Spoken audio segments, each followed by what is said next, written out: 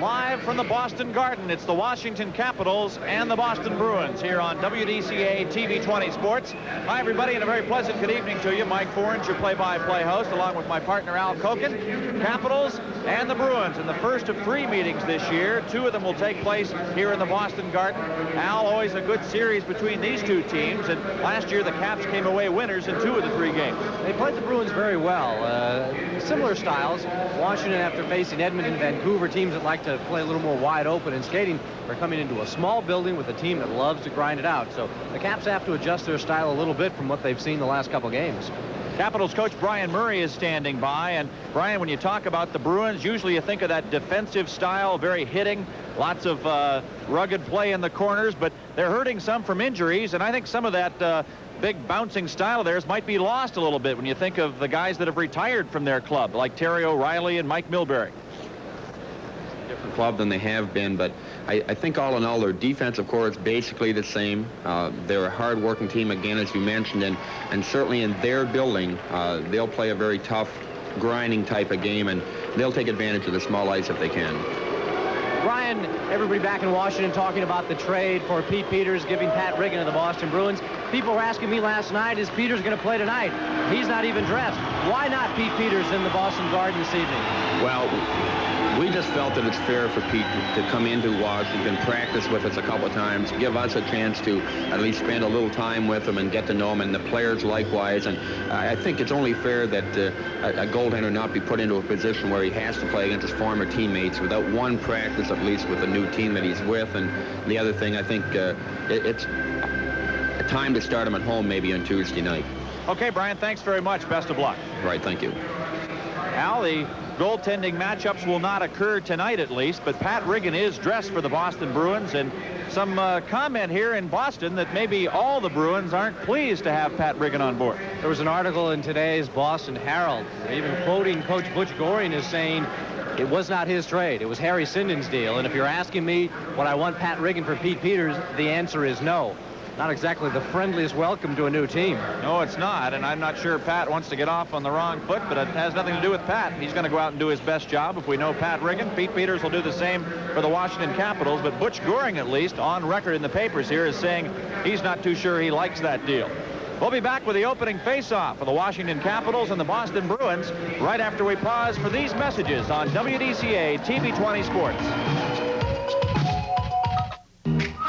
Give me a light. Go! Bud Light.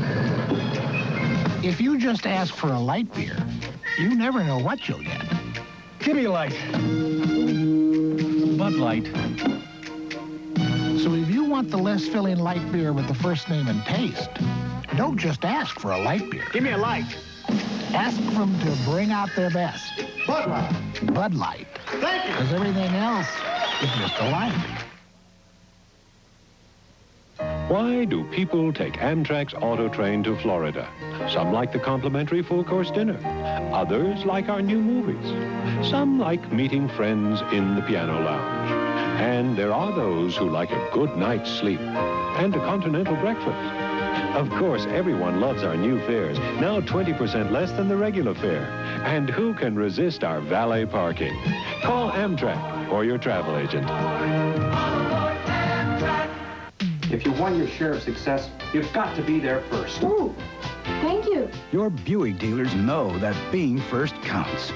Good reason for get it going early days. And to be first with you, they're making their new Buick Somerset's very affordable sticker price of only $10,545 even more affordable.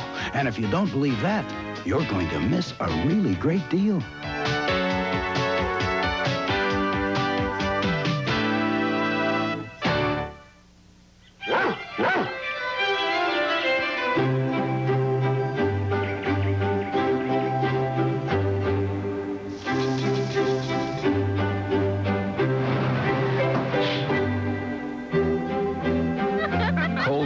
Is America's largest full-service real estate company. And these days, you don't get bigger unless you do it better. Coldwell Banker, the home sellers, a member of the Sears Financial Network.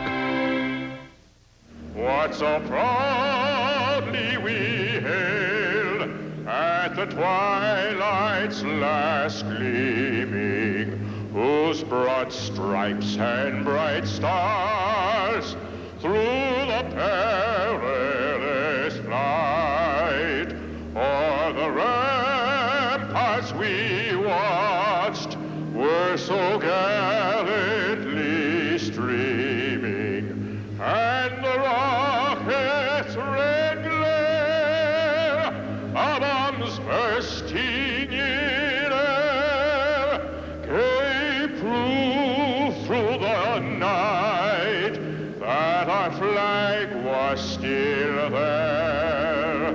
Oh, say does that star-spangled banner yet wave o'er the land of the free and the home of the brave?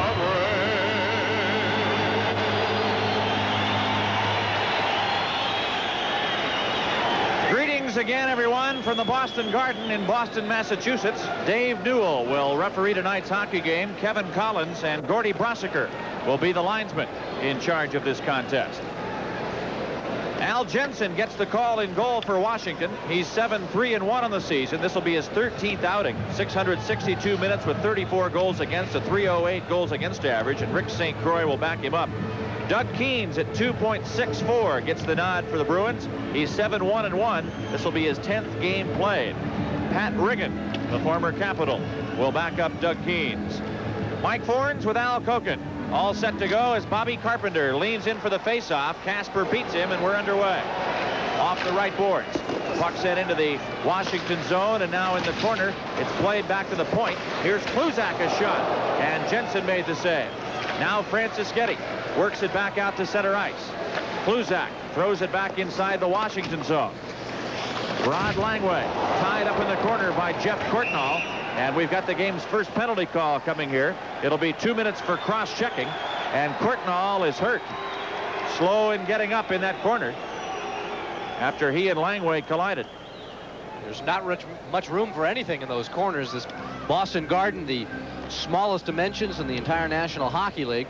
When you get behind that cage and into those corners, you run out of real estate very quickly. Kevin Hatcher, the man who sends Courtnall flying into the boards, and Langway meeting him there.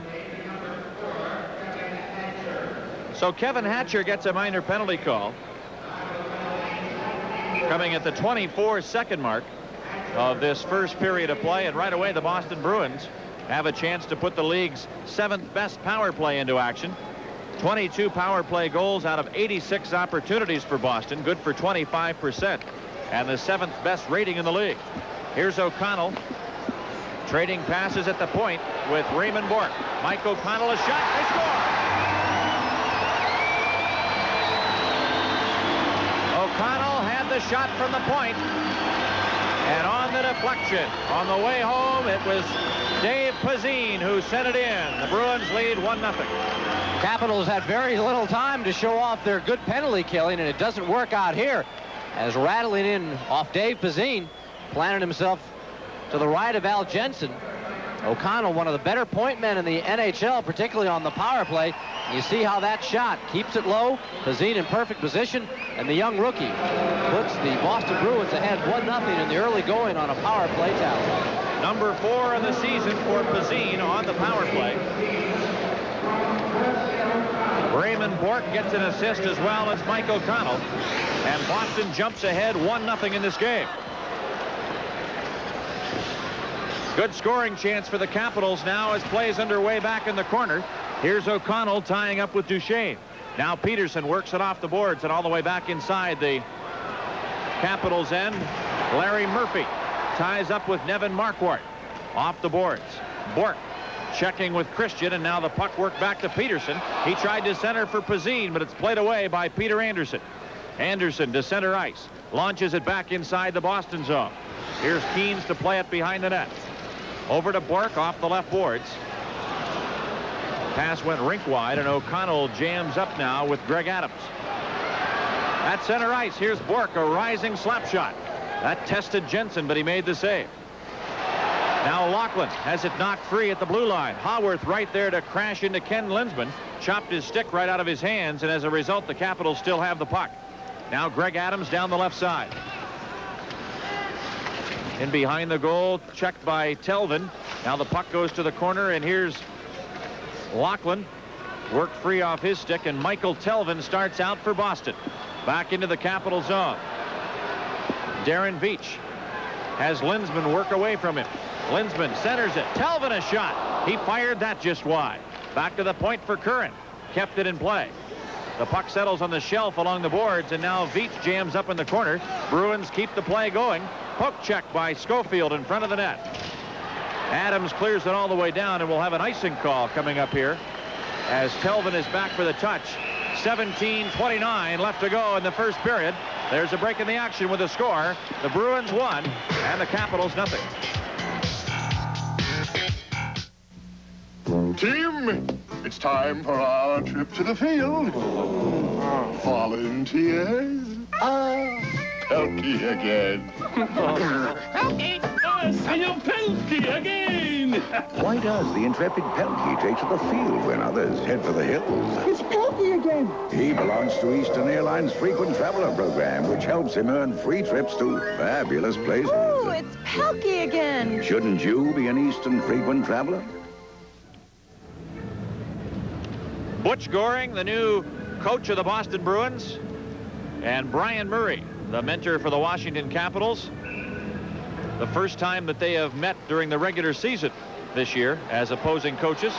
Goring, of course, Goring played last year for the Bruins under Jerry Cheevers, who was fired by the Boston management. Here's Alain Cote back on defense. Gives it up, and an offside call of the delayed variety waved off here as the Caps let it back out to center ice. Now it's sent back inside the Boston zone. Bruins lead 1-0 on a goal by Dave Pazine on the power play. The Bruins start out again. Into the corner. Here's Greg Johnston. Back to the left point. Kept in by Kluzak. Over to Steve Kasper. Kasper throws it behind the goal, and Johnston's back to retrieve it. He's got Doug Jarvis right on him. Tie up in the corner, and Courtnall skates away, fires, then the shot blocked by Langway. Rod Langway blocked the shot. Had a couple of great blocks last night in the Capitals' victory over the Vancouver Canucks at the Capitol Center. Hatcher chases it behind the goal. Back again to Langway in the corner. Tried to get it out to Jarvis, and Courtnall takes over at center ice. 16:15 left to go here in the first period. The Bruins lead 1-0 on Dave Pazine's power play score, while the Capitals had Kevin Hatcher off the ice serving a cross-checking penalty.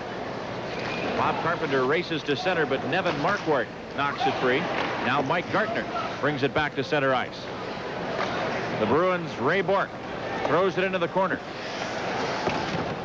Jensen helps out, got it to Gartner. He'll toss it all the way back to the line. And in the Boston zone, Barry Peterson, chased by Franciscetti. O'Connell comes out of his own end to center. It'll get between the Caps' defense. No icing. Jensen plays it. Back to Larry Murphy. Bob Carpenter. Left side for Lou Franciscetti. Back into the Boston zone. Bourque into the corner after Gartner. Carpenter works it free. A shot. Oh, he hit the side of the net. And a delayed penalty call coming here. This will be slashing against the Bruins as Bob Carpenter got a shot off. Newell has called for the first Washington power play. There's a break in the action with a score. The Bruins won and the Capitals nothing.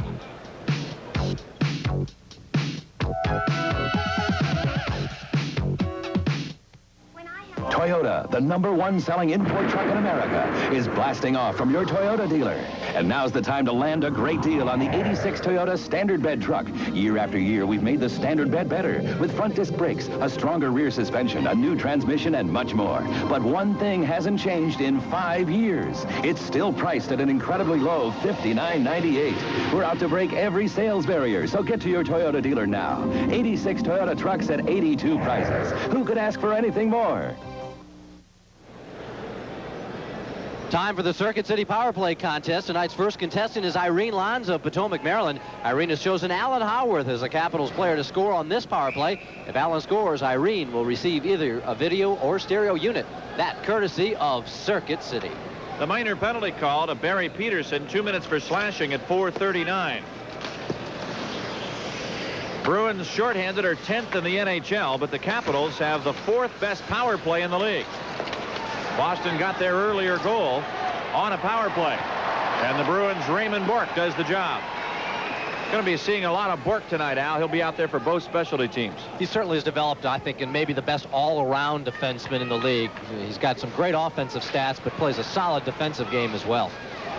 Gartner tying up now and in across the line. A shot by Casper right on, but Jensen made the save, and now Gartner digs it out. Casper tried to steal, and Bengt Gustafsson wheels out of his own end to center.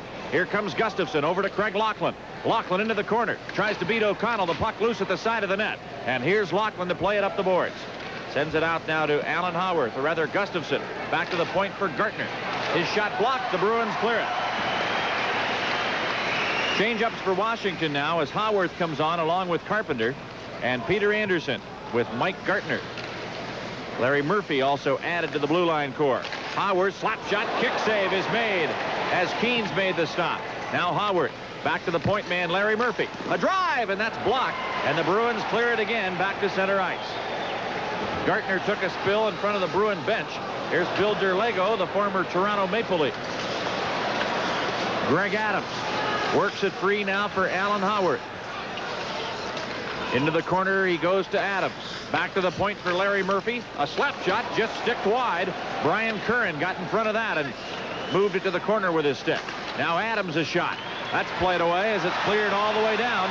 The Bruins penalty killing unit doing its job. Only 12 seconds left to go in that minor penalty call to Barry Peterson.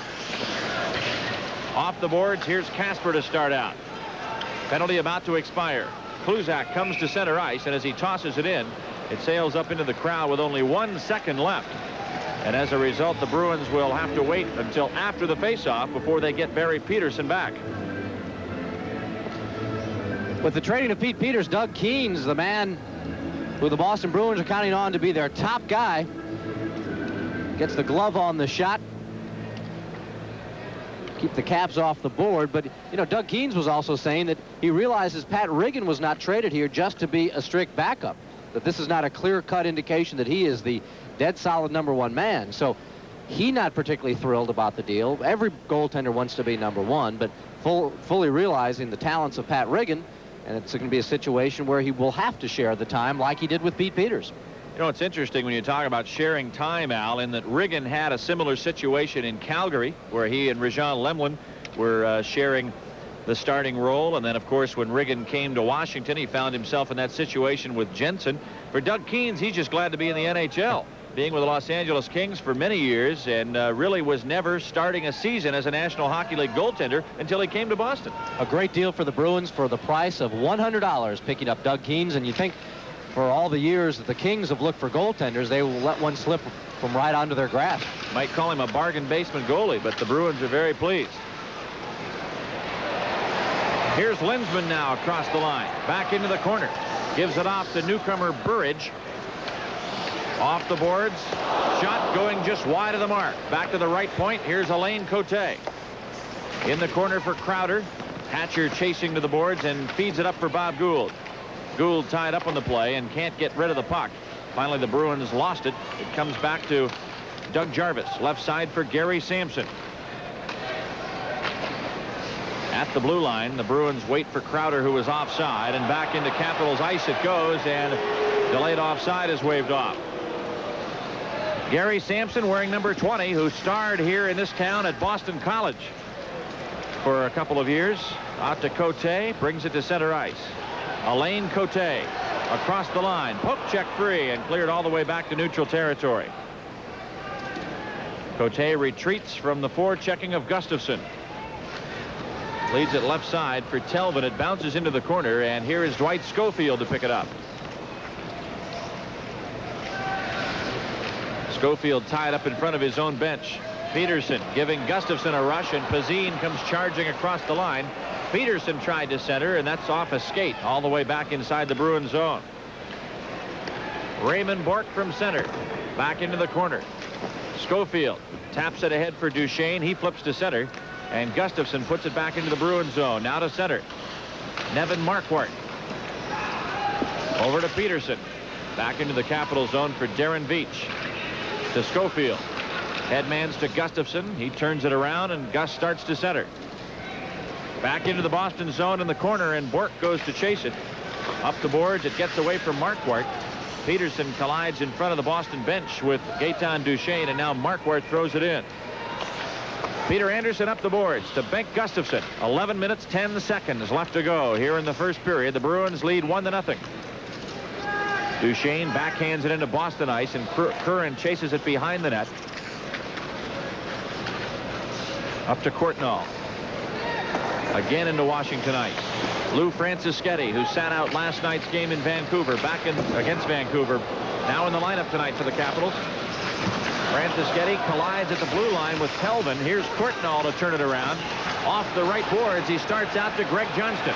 Johnston up to the blue line. Inside the Capital zone, now to Casper. Tried to center, got it to Johnston. Penalty call coming up.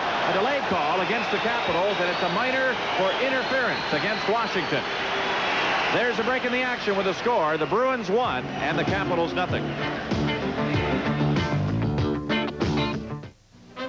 Roy Rogers is having a 99-cent burger sale. 99. Roy Rogers is having a 99-cent burger sale. It makes you want to cheer. It makes you want to holler. A big delicious burger for under $1. A big quarter-pound burger with all the free fixins starting Friday. Roy Rogers is having a 99-cent burger sale. Since Irene Lands had chosen Alan Howarth to score on the power play, and Alan didn't, Irene wins 4 tickets to a future Capitals home game. Don't forget to enter the Circuit City Power Play contest. Send your name, address, phone number on a postcard, along with the name of the player you think will score on the power play. The Circuit City Power Play contest, Capitol Center, Landover, Maryland, 20785. Mike Gartner penalized for interference at 9:28. That sets up the Bruins on the power play once again. Remember, they were successful only 35 seconds into this contest when Dave Pazine scored his 4th of the year from Bourque and O'Connell. That took place just 11 seconds after Hatcher went off for cross-checking. So the Bruins work quickly. Burridge centers it, and Bob Gould slaps it all the way down the ice. Out there on the power play, newcomer Randy Burridge, just up from the Peterborough Petes in the Ontario Hockey League, playing his first National Hockey League game tonight. Randy Burridge wearing uniform number 12. Here's Crowder trying to center it, and Burridge was camped in front, but it's played away all the way back into the Boston zone. Burridge signed to a 5-game tryout yesterday, as the Bruins have been hit hard with a mass of injuries. Ken Linsman gets across the line. Back passes. O'Connell taking a behind-the-back pass and delivered a quick shot on net, but Jensen made the save. Now Langway rushes ahead with Christian. Christian across the blue line, and O'Connell takes the puck. Back to Burridge. Sent all the way back into the Boston zone, and here's Bourque to leave it for O'Connell. Right side it goes to Peterson. Gets across the blue line, and the Bruins called for offside as Bill Derlego came in ahead of the play. For Al Jensen, this is his 13th appearance in the nets for the Capitals. He has played 9 of the last 11 games and has started the last 9 outings. Al had to come up big on the shot by Mike O'Connell, but what a nifty pass by Kenny Linsman. You can get an idea why Linsman already has 21 assists on this young season with pretty slick backhand passes like that. Behind the back deals. Crowder save. Save on Crowder by Al Jensen. Keep this game close anyway. I thought maybe the Globetrotters had been in town recently. Maybe he saw them play. Here's O'Connell. Starts it out to Raymond Bourque. The Bruins rush. Bourque across the line to Peterson. Poke checked free by Murphy and sent all the way back to center ice. A sellout crowd here at the Boston Garden tonight. And the Bruins lead the game 1-0. 8:45 to play here in the first period. Mike O'Connell over to Ray Bork. Slaps it back into the Capital zone. Penalty expiring now to Gartner. He's back, and Washington at full strength. Dave Pazine checked against the corner boards by Larry Murphy. Bork back to chase it.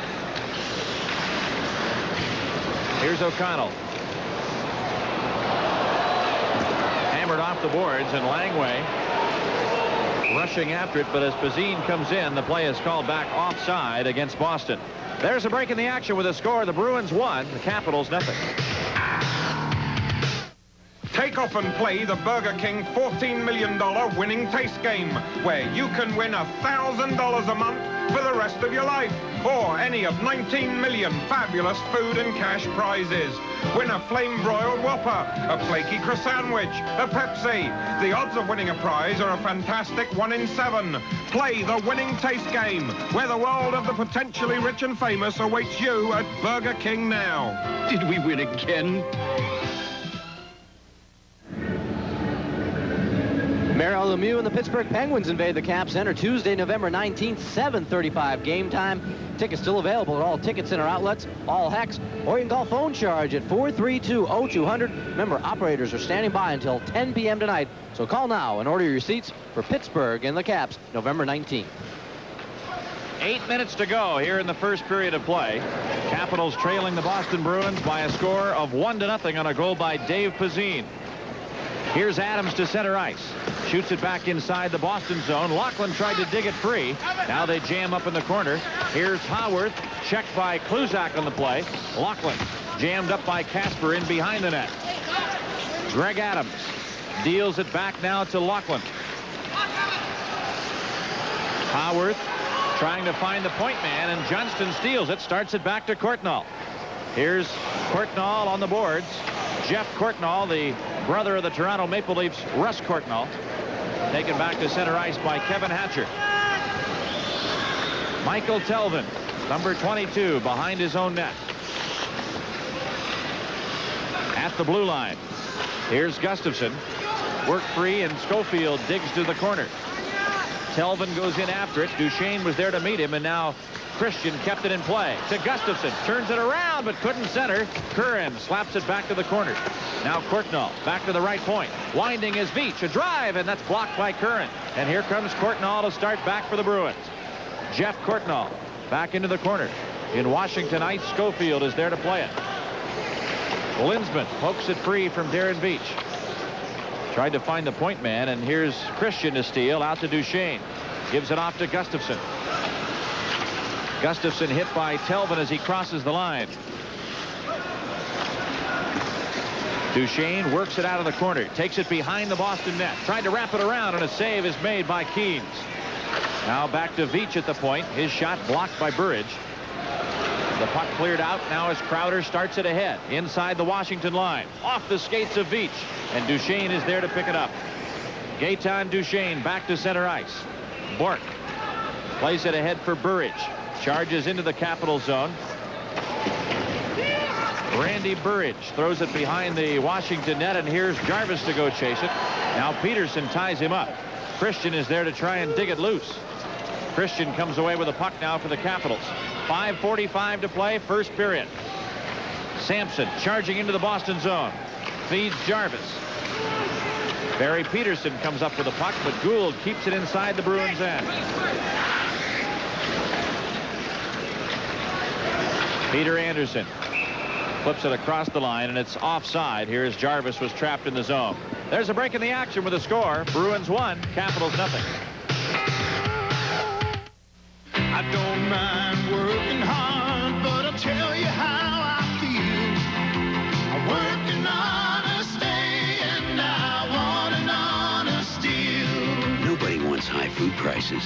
So when more people come to Safeway than any other food store in America, you know we got to be giving them a good deal. I work an honest day, and I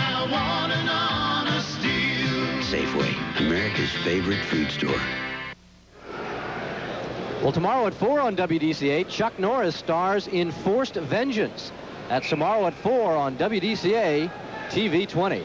Yeah, that could have been the title of Dwight Schofield's evening last night with young Craig Cox. What do you think? That would sure apply. I'll tell you, I don't think I've ever seen as one-sided a fight at the NHL level, Al.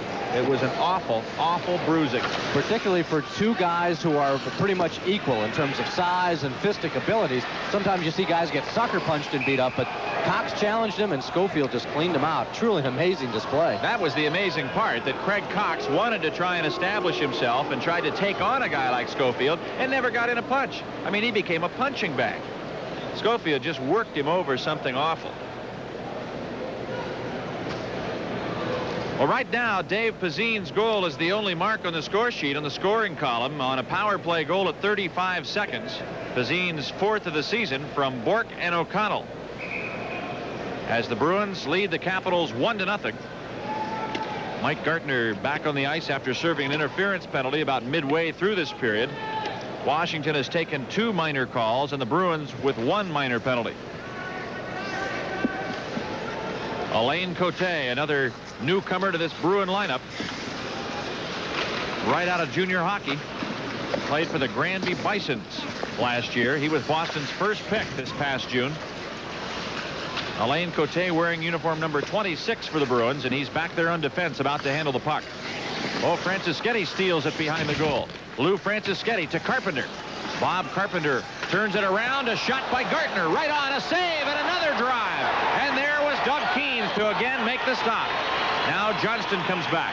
Greg Johnston into the corner and tied up by Rod Langway. As rookie Greg Johnston is given up pushing around by Langway, and now Brian Curran wants to talk to Langway about it, and Rod Langway is there to accommodate him.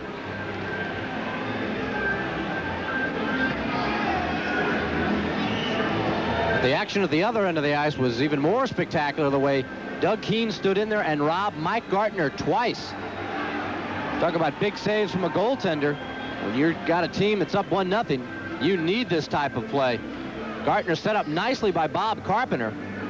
All alone, Keynes stops him first, and then Mike looks down and sees that puck has bounced out and is able to get another quick shot away, which could have even been the tougher shot, because I don't know if Keynes really saw it, but he made 2 big saves on the Caps' dangerous Mike Gartner. Bruins lead it 1-0. 4.5 minutes to go here in the first period. Here's Dwight Schofield back in his own end. Out to Alan Howard. Veach and Schofield trading passes. Casper got a skate on the puck. Veach to chase it up the boards, and Curran all the way back to center ice. Brian Curran leads to the Capitals line, and Schofield is there. Over leads it. Lachlan can't catch up to it, and now Courtnall starts back at the blue line. Veach got in the way. Works it out now to Craig Lachlan. Lachlan ahead with Adams. 2-on-2 across the line. The pass behind Adams. Throws it back into the corner, and Bork is there off the stick of Howard. Sent off the boards all the way back into the Washington zone. No icing. Veach back to collect. Stops to avoid Linsman.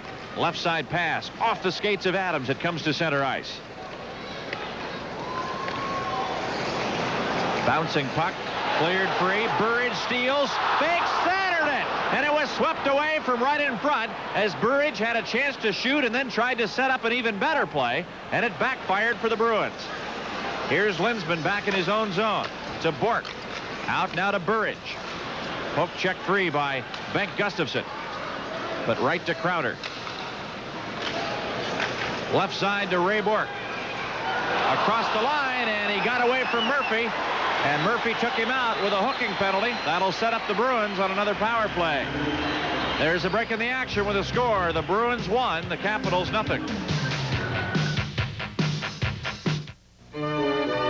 This is Big Ben, and this is the man who sets it. It's his job to keep this clock so accurate you could set your watch by it, as millions of Londoners do. The big question is, how does he check the accuracy of Big Ben? With the Citizen, the watch so accurate you could set a clock by it. Citizen watches, the smartest engineering ever strapped to a wrist. 17:02, the time of the tripping penalty to Larry Murphy, giving Boston its third power play opportunity of this period. They got their only goal, and the only goal of this game at the 35-second mark is a Dave Pazine power play goal. It was a bad penalty, Al. Murphy was beaten on the play and turned around and just used his stick to take him out, and it's going to cost the Capitals here, because here's a chance where they could be tying the game late in the period, and instead now the Bruins have a chance to take a 2-0 lead to the room. And it also gives you a look at what Ray Bourque can do offensively. What a terrific move. You don't see that often from a defenseman. I think Larry was surprised more than anything else, and he shouldn't be with a guy like Bourque coming in. His skills are well known. Al Jensen lifetime against the Bruins, 1-3-0 in 4 outings, a 3.50 goals against average. Here's the stop that Jensen made moments ago. Quick little change of direction. Pass to center. Good shot from the slot. Peterson leans in to work the draw now against Doug Jarvis. They're both in too quickly. Now from the drop, the Caps get the draw, and Veach throws it right side for Bob Gould. The penalty will expire with about 35 seconds to go in the period. Peterson throws it behind the net.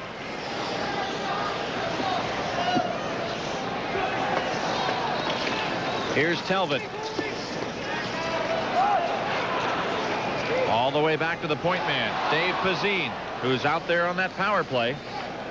Only 19 years old, the Bruins' first-round draft pick in 1984. Wearing number 37 for Boston. A lot of new faces in this Bruin lineup, and much of it due to the injury problems the Bruins have had. They're missing Rick Middleton tonight with neck and shoulder muscle spasms. He's out on a day-to-day basis. Frank Simonetti's 12 to 16 weeks with shoulder surgery. Raymond Bourque keeps the play going. Passes it to Crowder. Oh, he had Burridge camped right in front, and he just failed to react quickly enough. Another drive. That's wide right through the goal mouth. The Bruins pressing inside the Capital zone. Gartner tied up. Burridge takes it back to the corner. At the point, Raymond Bourque feeds it over to O'Connell. Winds a shot. Sticked away by Hatcher. Into the corner, he runs Crowder on the play. Puck lying loose, and now Burridge clears it over to Linsman. 7 seconds left in the penalty. Bourque from center point. Back to Linsman. Centers it. Stolen by Bob Carpenter. And he clears it all the way down, and we're in the final minute of play in the first period. And now the penalty expires to the Capitals' Larry Murphy. And Washington is back at full strength. So the Caps get out of a jam there as they were shorthanded. And a critical situation. Veach to the corner. Adams back to Rod Langway. Clears it all the way to center ice, and Kluzak worked off the boards, and Howard goes right side for Laughlin. He's held against the boards, and the puck lying beneath their skates, and finally it's kicked free, but right to the Bruins. The puck sent down by Casper, almost hit referee Dave Newell in the head, who had to duck to avoid being struck by the puck. And now it's frozen right at the blue line to stop play with only 17 seconds remaining here in the first period. Rod Langway threw a hit moments ago out at the blue line. Watch Courtnall come across the line, and as he stops, Langway does not care that he's let that puck go. He goes ahead and plays the body. Good defensive move. Bruins with lots of pressure before that. Here's a chance as Bourque centered it, and then the fake, and then that shot right to the side of the net, and Burridge just not reacting. I think he was surprised to see that puck come to him. Burridge playing tonight in his first National Hockey League game. So a bit of inexperience there. And probably a bit of nerves. Pile up behind the Bruin net. Time running out in the period. That'll do it for the first 20 minutes of play here at the Boston Garden. And the only goal on the score sheet, Dave Pazine's 4th of the season. A power play goal from Bourque and O'Connell at the 35-second mark of the first period. And the Boston Bruins lead the Washington Capitals by a score of 1-0. Our live exclusive coverage will continue in just a moment here on WDCA TV 20 Sports. If you're burning oil or gas to heat your home, you're burning money. Consider a heat pump. A heat pump doesn't burn anything. It moves heat that's already in the air into your home. That can save you $300 to $400 a year. In summer, it cools, too. No wonder 100,000 area people use heat pumps now. You can even pay for one on your Pepco bill. Don't let your money go up in smoke. Use your head. Use a heat pump. In Italy, when the soccer game is on, everything comes to a stop.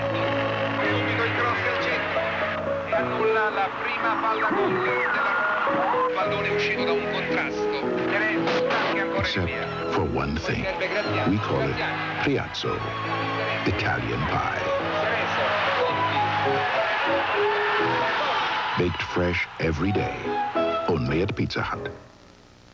Mr. Larry Murphy on behalf of Providence Savings. I think it's easy being a famous hockey star. Most people don't even recognize you without a helmet, a stick, and a couple of stitches. So I come to Providence Savings where I get the service and attention that I deserve. Welcome back, Mr. Murphy. Sure, Providence Savings has great rates on money market investments and free checking with interest, but the best part about savings at Providence is the service. Providence Savings. You don't have to be rich to feel rich. Saxotone makes holiday buying easy with one-stop gift shopping. Treat your family to a new video recorder and watch their eyes go, ah. Or feast your ears on the digital sound of our compact disc players. Saxotone has the right stuff to stuff in all those stockings this year. Trust Saxotone to have a great gift for everyone on your list. Join the experienced gift buyers who prefer one-stop gift shopping at Saxotone. Still can't decide? Give a Saxotone gift certificate from our stores in D.C., Maryland, and Virginia. After 20 minutes of play from the Boston Garden in Boston, Massachusetts, the Boston Bruins lead the Washington Capitals by a score of 1-0. And welcome back to Capitals Hockey on WDCA TV 20. I'm Al Koken, and joining me as my first guest during this first intermission is one of the many guys who it seems on this team is a native of the Boston area, captain of the Capitals, number 5, Rod Langway. Rod, is it still a big kick for you to come back and play in this building? It's very expensive, I'll tell you that. But, yeah, it's nice to come home and play in front of your family and friends. You grew up watching the Bruins, watching plenty of games from this building. Do you remember the first time you came in here as a pro? Yeah, it was against Montreal, and I got a tying goal against them, and I was playing just, an odd shift here and there, and it was a big moment for me. And I know a lot of people kid me about it still, but it's nice to come in here and, we've got to save our face, really. 3 of us are from Boston. We come back during the summer, and it's nice to beat the hometown. This building has the smallest dimensions in the National Hockey League. What kind of problem does that provide for you guys? Well, really, defensively, like myself, it helps me because it's not much skating. You use your upper strength and, moving the puck extremely fast because you don't have that much ice time and time to move the puck. So the game is a lot faster, and you can get in trouble or you can get out of trouble very easily. They seem to kind of build their team along that the dimensions of the building, trying to get big guys who hang around that cage. They seem like they have one talented hockey player with 2 aggressive forwards, wings, and usually it's the center with 2 aggressive forwards that bump and grind and just get the puck off the boards, and they play a regular style Boston Bruins style hockey that's up and down. This Capital team is playing well lately. The things seem to start to click. You're getting guys who are last year did not have great production, but people like Alan Howarth, Greg Adams are really coming through. Just hopefully they can do it for 80 games for us. But, yeah, it seems like a 3rd and 4th line's playing extremely well and they're producing right now. Right now, we've got to worry about, Mike Goddard and Bobby Carpenter start producing. Mike's having a great start right now, but I think Bobby's struggling just a bit. And it's just, just time for him to start clicking. All of a sudden, he's going to score like 10 goals in 6 games for us. You certainly don't look like you're feeling any of the effects of the knee injury. Everything going well there? Well, I got hit in the first couple seconds when Hatch took that crossing penalty against, I think, Courtnall. And it seemed like it caught me just a little bit, but it seems all right now. Good. Rod, thank you very much for being our guest. For being our guest tonight, during this first intermission, we've got a gift certificate to Farnsworth, and our thanks. Thank you. Rod Langway, captain of the Washington Capitals, has been our guest during this first intermission, and we'll be back with more action from the Boston Garden right after these messages. Give me a light. Whoa. Bud Light. If you just ask for a light beer... Hey, can I have a light? Whoa. You never know what you'll get. Give me a light. No, Bud Light.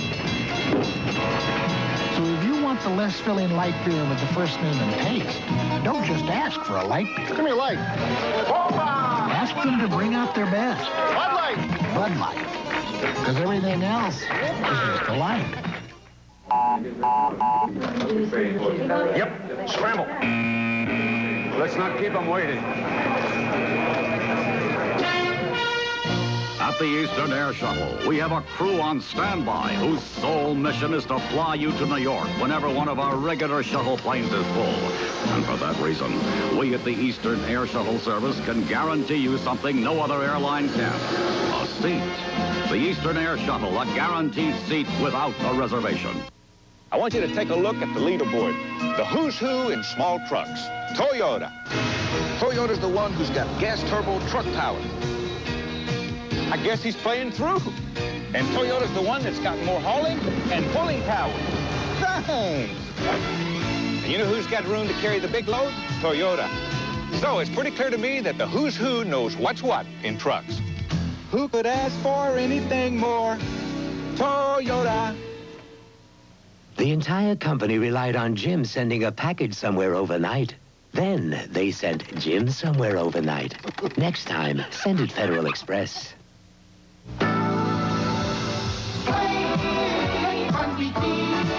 This week's DC Lucky Lotto jackpot has an annuity value of at least $250,000.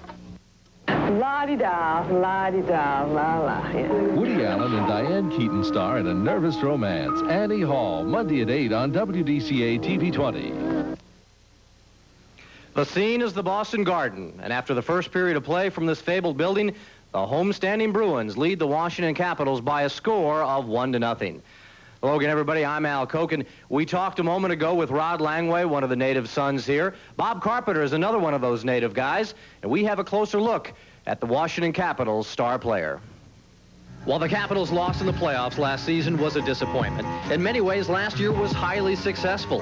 One of the biggest positives was the play of Bobby Carpenter, whose 53 goals established a new NHL record for an American player.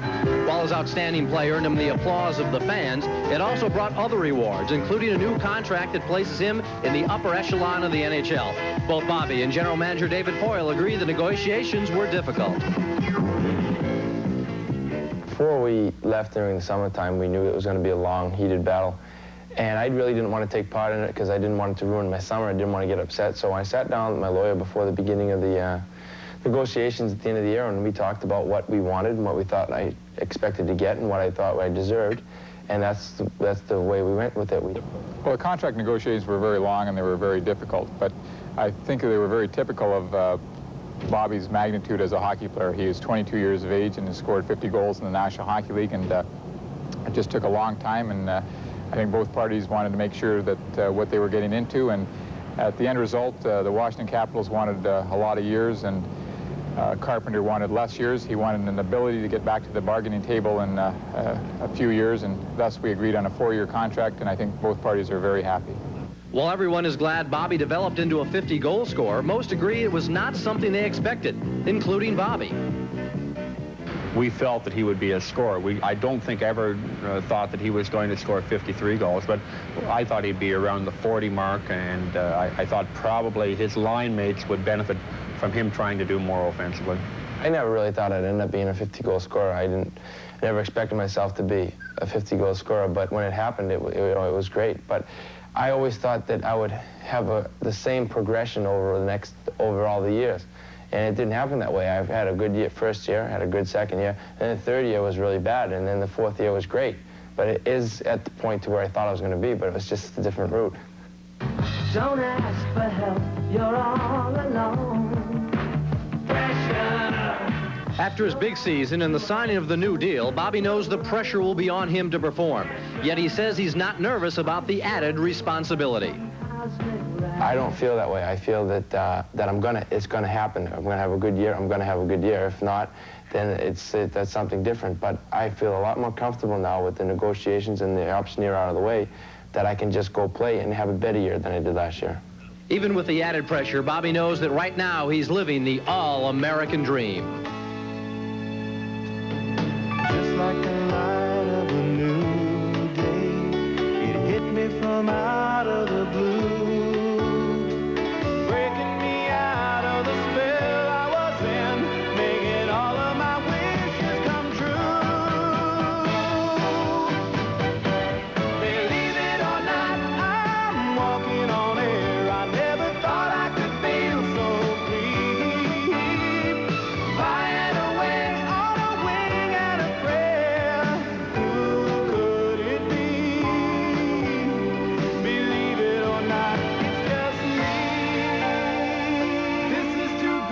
For this year, Bobby has sights on another goal.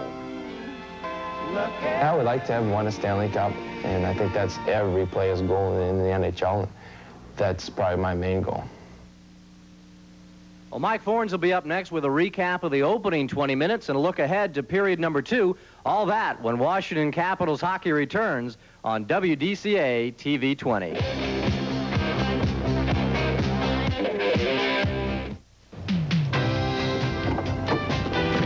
If you're going to beat the other guy, you got to get there first. Right. Your Buick dealers want to be there first, too. So here comes Get It Going Early Days. To get your attention first, we're saying we can make our new Buick Sentry's very affordable sticker price of only $11,515 even more affordable. You can believe that. Taxi!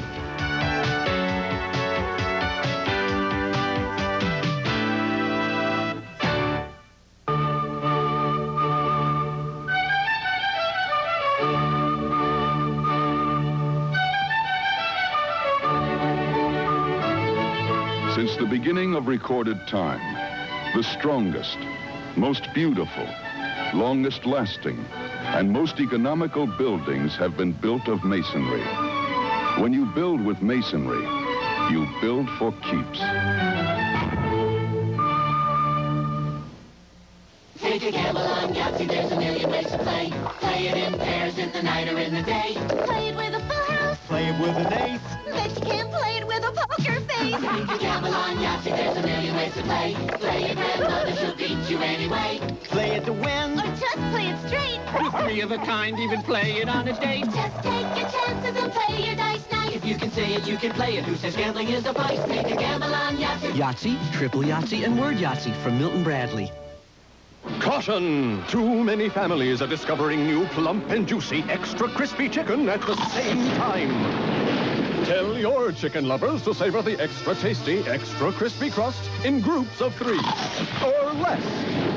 And never enjoy those extra large pieces of plump and juicy extra crispy chicken when your neighbors are eating it too. New from the makers of Swanson Plump and Juicy, a dramatic breakthrough in extra crispy chicken. The Boston Bruins have the lead over the Washington Capitals by a score of 1-0 after 20 minutes of play here at the Boston Garden tonight.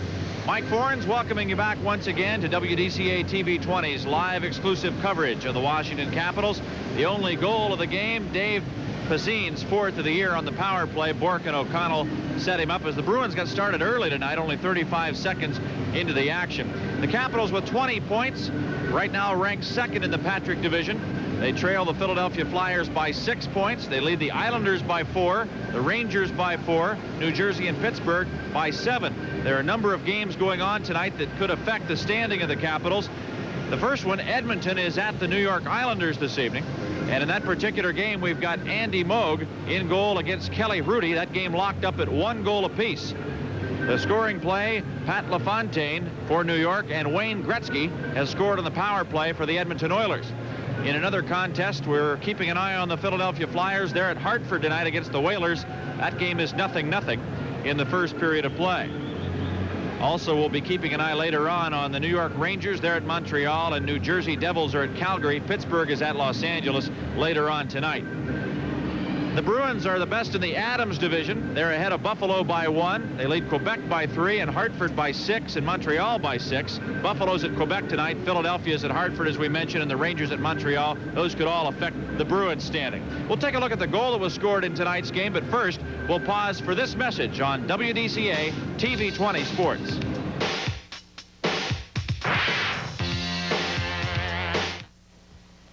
Give me a light. No, Bud Light.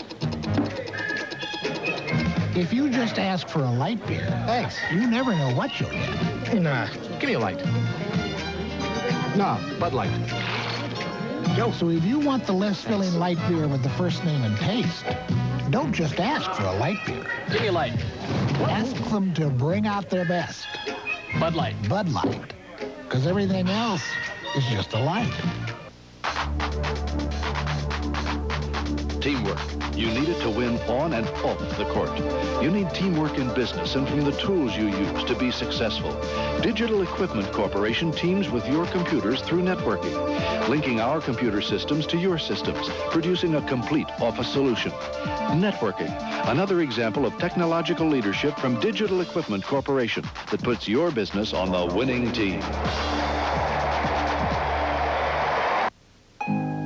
In Italy, they learned long ago that to make the perfect Italian pie, you must start with the perfect recipe.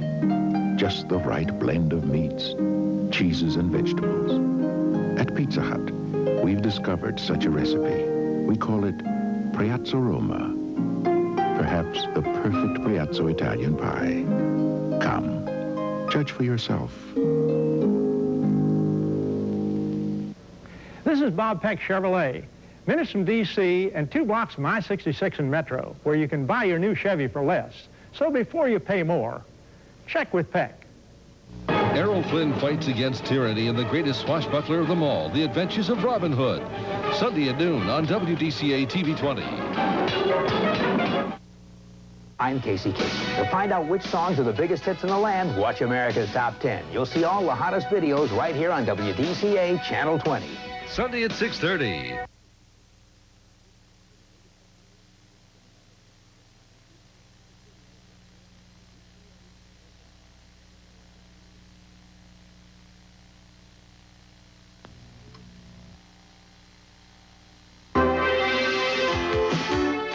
Washington Capitals hockey is brought to you in part by Amtrak, by Safeway, America's favorite food store, by Providence Savings, and by Toyota. The cars, the trucks, the vans. Who can ask for anything more?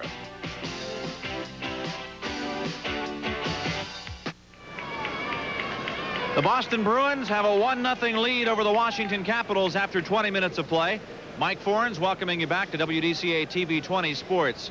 Live exclusive coverage tonight of the Caps and the Bruins. Dave Pazzin's 4th goal of the season on the power play is responsible for giving the Bruins the lead. Here you see O'Connell faking and then getting set with a shot. And as Mike O'Connell betters his angle a bit and drives it, he finds Pazzin at the side of the net. There's the deflection right behind Al Jensen. Perfect example of a deflection goal. Here's a second angle as O'Connell lets fly with a drive. It makes its way through all those players, and there's Pazzin to deflect it home. Only 35 seconds into the game, and the goal was scored just 11 seconds after Kevin Hatcher had gone off the ice with a minor penalty call that came only 24 seconds into the action tonight. So the Caps getting that power play opportunity against the Bruins, with Boston having the extra man advantage very early. And as a result, the Bruins jump right on it, and that's been the difference in the game so far. Otherwise, a very tight hockey game. Both teams are playing pretty well. No major mistakes being made at either end of the ice tonight, but a situation in which the Capitals will try to reverse what Boston did to them. I'm sure they'll be coming out flying here to start the second period, because the Caps want to get right back to the Boston Bruins. This is a building where if you're behind for too long, you never seem to catch up. The Bruins play that type of style with a small ice surface. They like to throw a lot of hits, and if they can get you where they want you, they've pretty well got you at their mercy for quite a while. So Brian Murray will no doubt send the troops out and have them going full blast here to get started. There's the new Capitals goaltender, Pete Peters, sitting up in the press box with general manager David Poyle, and he'll be visiting with us at our second intermission tonight, so we'll have a chance to meet the newest member of the Washington Capitals. All set to go now for play-by-play of period number 2 as Dave Newell is ready to drop the puck, and the draw comes to the Bruins.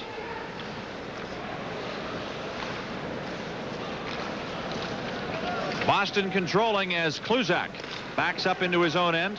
Now feeds it off the boards for Courtnall, and he sends it back into the Washington line. Pass for Courtnall left side off the backboards over for Casper. Throws it behind the net. Courtnall tried to center it, and there was Jensen had to leap out quickly in front to try and keep Johnston out of there, as Greg Johnston was camped on the doorstep. Bob Carpenter in neutral territory. Sends it left side for Rod Langway. Hatcher cuts to the center line and now throws it back inside the Boston zone. Alain Cote to help out the Bruin netminder Keynes. Now a deflection by Carpenter. Played off the boards for Courtnall. Right side. Peter Anderson flips it back out to center. Adams had it knocked free, and Peter Anderson retreats back into his own end. The Bruins change up on the fly. Here's Murphy. Cuts to the center line. Flips it back into the corner, and Bork is there to chase it. Bouncing puck taken by Adams. Back to Murphy. Wrist shot right on. The save is cleared away by Bork in front. And the Bruins again on the move. Pass for Burridge. Linsman takes it across the line. Tried to pass it off to the boards, and Burridge is there. Now Linsman goes to try and help out. O'Connell keeps it in. Crowder bouncing it back to Randy Burridge. Linsman throws it behind the net. Murphy is over after it. Larry Murphy pushed in the corner, and Anderson ends up with a puck behind the goal. Flipped all the way back into the Boston zone, and as it's touched by O'Connell, we'll see an icing call here with 17:57 to go in the second period. Al, you talked about Mike O'Connell being a veteran defenseman and certainly one of the best point men in the NHL. Quite an athletic family there. His father used to quarterback the Cleveland Browns. Had a brother who played some ball as well. The guy is native of Chicago, but then moved at a young age to the Boston area, so I guess we should probably consider him one of the few Boston natives on this team. Interesting when you think about Schofield, Langway, Carpenter, Gary Sampson, who played collegiately here in Boston. So the Washington team has a lot more of a Boston pedigree than the hometown guys. Quite a few of the fans, I would think, in this town are familiar with even other names. You talk about somebody like Bobby Gould, who played collegiate hockey not too far from here. Even Craig Laughlin at Clarkson, that's not that far away. So these fellows have a flavor for this town and are well familiar with how much hockey is talked about in this area. It's an atmosphere all its own. And as Rod Langway says, it always makes for an expensive night. Yes, I would imagine. A lot of tickets to be bought. What do you figure he came up with, about 30 or so? Well, we'd have to figure that. The Carpenter family, Schofield was talking about a huge gathering as well, so I'm sure the Bruins love it. They haven't been selling out often. Love to see these teams with plenty of Boston natives on it. Well, they're sold out tonight. Curran off the boards. Back to Marquardt. Headmans for Peterson, and Rod Langway plays it away back in his own zone. The Washington captain, Langway, and Telvin throws it back into the Washington end. Langway, number 5. Off the boards looking for Christian. Sails all the way back into the Boston zone. Here's Hatcher. Backing up to his own line. Has Marquardt right on him. Finds Christian, but Peterson blocks to the corner. 1-0 the score. The Bruins have the lead. 17:05 to play here in the second period. Telvin, rink wide for Pasine. Duchesne tried to get a stick on it, but now here's Peterson across the line. Langway. Long lead pass, just missed Gustafson, sailing all the way down. No icing as Keynes plays it. Up the boards for Cote.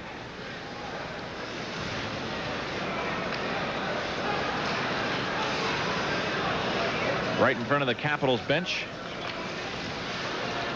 Courtnall had it knocked free by Jarvis, who flips it on goal, and Keynes makes the save. Stolen puck, wrist shot. Schofield sent it upstairs, and Keynes forced to clear that out with his shoulder. Now Courtnall puts it back into the neutral zone. Here is Sampson down the left wing side. He's got Bobby Gould in front. Can't find him. Keynes makes the grab. There's a break in the action with a score. The Bruins 1 and the Capitals 0.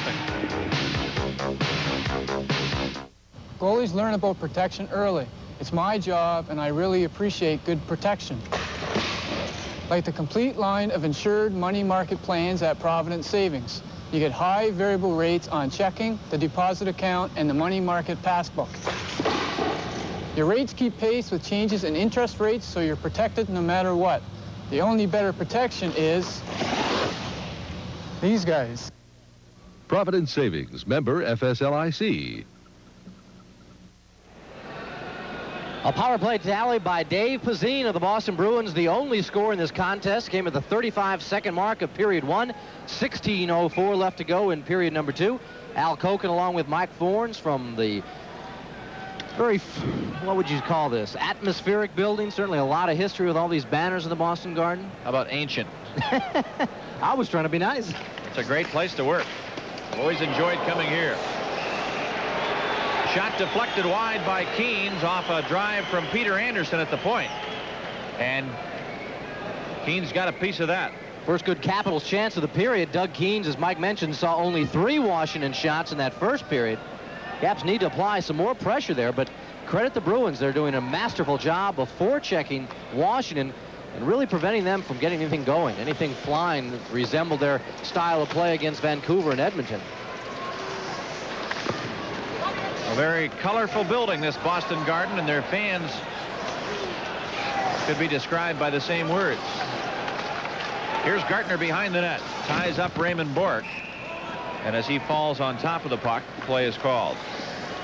This has got to be the building, though, for a home ice advantage. I mean, when you talk about that type of thing, this building, with it being smaller, as you mentioned, Al, in dimensions, you get the type players to play in this type of building, and with these fans, there's no stopping them. I mean, you can see why a guy like a Raymond Bourque will prosper here. I mean, he's a good hockey player. He could be outstanding anywhere, but with his speed and his abilities, the shorter dimensions, besides the tough work in the corners and behind the cage, the shorter dimensions, the plays happen and start so much faster. Boom, boom, a couple strides, and you're right over that blue line at center ice. You're on top of the goaltender so much quicker. That good quick step, those good skaters that Boston has, and those big people really pay off in this building. The Bruins are the only undefeated team at home in the National Hockey League. They've won all 6 of their games here. The Capitals on the road are 4-4-1 coming into tonight's game. Here's Peter Anderson to chase it back into his own end. Flips it out to center ice. Left side, here's Burridge cutting in. Has Murphy to tie him up, and it's sent behind the Capitals net. Back to the corner again. Burridge tries to fish it out.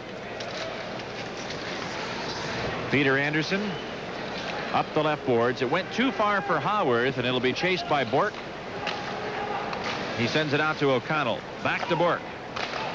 Right side pass. Crowder across the line. Lindsman to Burridge. A shot. Saved by Jensen. And the rebound gathered in by Mike Gartner, who rushes ahead. Gartner gets across the line. Lindsman has broken his stick. We have a penalty call coming up. It is against Boston. It's going to be 2 minutes for slashing against Lindsman. There's a break in the action with the score. Bruins 1, Capitals nothing. At K. Jennings Springfield Toyota, our goal is complete customer satisfaction. Our team of sales and service professionals work with you to give you the best price on the best Toyota cars and trucks for your needs, backed up by the best Toyota service after the sale. If you want the best, get with the winning team at K. Jennings Springfield Toyota. She's the first. She won't stop until she's the best. Nice shot. Oh, thank you. Nice. Nice. Nice. Well, with the slashing call to Kenny Lindsman on Mike Gartner, gives us time for the second Circuit City Power Play contest. Tonight's second contestant, David Smith of Kensington, Maryland. David has chosen David Christian as the Capitals player to score on this power play. If Christian scores, David Smith will receive either a video or stereo unit courtesy of Circuit City. Ken Lindsman called for slashing, Al, at 5:22, giving the Caps the power play. It must have been a pretty good slash. He broke his stick right in half. Isn't that the penalty you most associate with Ken Lindsman, too? Very much so. That and spearing. Slap shot, and Keynes made the save, and now the Bruins come back. Here's Gartner, who was a bit upset at Lindsman's actions before. Starts to the blue line. Back to Anderson at the point. Peter Anderson to the corner, and Mike Gartner. Gustafsson back to the point. Anderson kept it in to Dave Christian. Christian has Marquardt on him. Backs it up again to Anderson. Over to Gustafsson. To Peter Anderson. Slap shot blocked. Laughlin is there to take it out of the corner. Anderson lets it go to the point, and Christian had it played free, but Dave Christian grabs it right back. Here's Laughlin charging in. Has Telvin to tie him up. The puck is loose, and Casper clears all the way back into the Capital zone. 1 minute to go in the penalty. 13:35 to play here in the second period. Boston leads 1-0 on a power play goal back in period 1 by Dave Pazine. Caps slap it in. Christian kicks to the corner. Here's O'Connell behind the net, tied up by Laughlin. Move to the blue line, but not out. Hatcher, a hot drive right on. Keen's to save. And again, the Bruins clear it.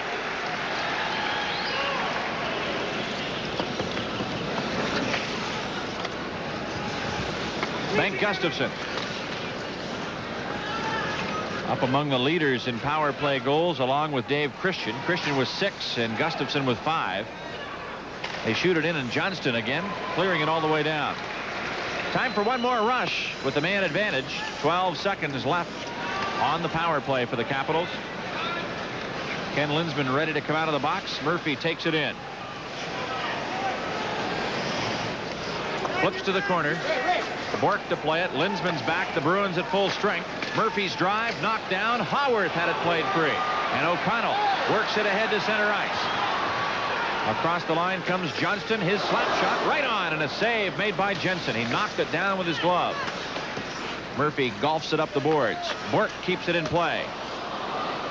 Over to Greg Adams on left wing. Adams flips in front of his own net to Hatcher. And Kevin Hatcher from center into the Boston zone. Keens sends it up the right side.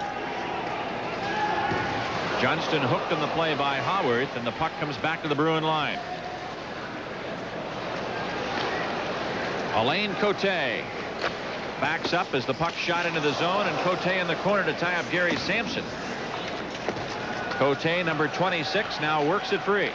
Left side for Nevin Marquardt. Across the line for Pazine. Jarvis stealing. 11.5 minutes to go, second period. Bruins on top, 1-0. Langway out to Gary Sampson. Right side pass. Bob Gould charging to the corner. Bumped in the corner by Marquardt. Still has the puck. Gould to his backhand. Couldn't get it underway. Covered now in front of the goal by Doug Keens to stop play. There's a break in the action with a score. Boston 1, Washington 0. If you just ask for a light beer, I'll have a light. You never know what you'll get. That's me packing the car. Best vacation ever. Here's Rock City, Texas, L.A., all in 3 days. A Bud Light. Here I am in Death Valley. That's me looking for water. So if you want the less filling light beer with the first name and taste... Wait, there's more. Ask for Bud Light, because everything else... Give me a light. ...is just a light. That's me packing the car. Best vacation.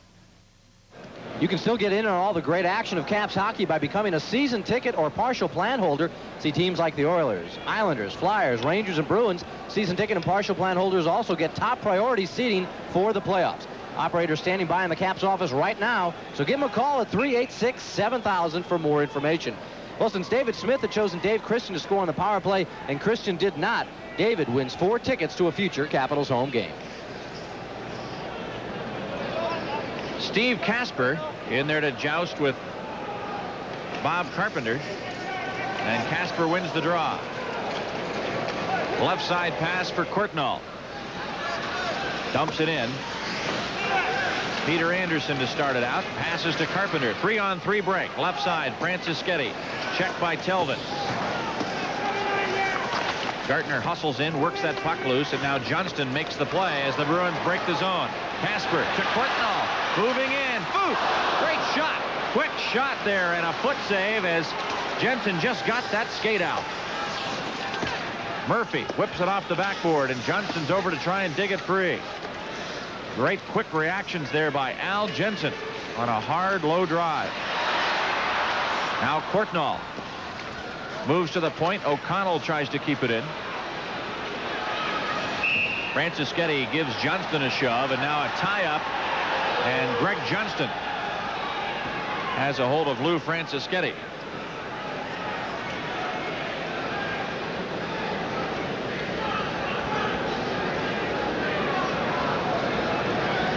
Mike mentioned earlier, Lou Franceschetti sitting out last night's game, and really has been something you can almost register like clockwork. When a Capital sits out a game, the next time he's back in the lineup, you can see him go about 150%. Lou Franceschetti showing it there. Here's the great save on court now by Jensen. Watch the way Al is able to get it with the stick and then clear it out of the way. It was a tough shot, but he didn't send the rebound back into traffic. He cleared it out where nobody was, which made that save doubly important. Faceoff will be just inside the Capitals' blue line. The Bruins lead 1-0. 10:18 to go here in the second period. Linsman works that draw against Gustafson. Caps get it. Langway to Gustafson, shifts to center ice, and O'Connell back to chase it. Duchesne's right on him. Outside the line it goes, and Langway spins it around into Boston ice. Bork shot it off the stick of Duchesne up into the seats, out of play. Now the crowd tonight here at the Boston Garden, 14,451, as we mentioned, a sellout here in this building. And we had 29 members of the Washington Capitals fan club who made the trip to Boston. We're on the plane today. They want to say hello to their president, Dolores Adams, and the other members who didn't make the trip. And a special hello to fan club member and Bengt Gustafson fan, Tracy Heineke.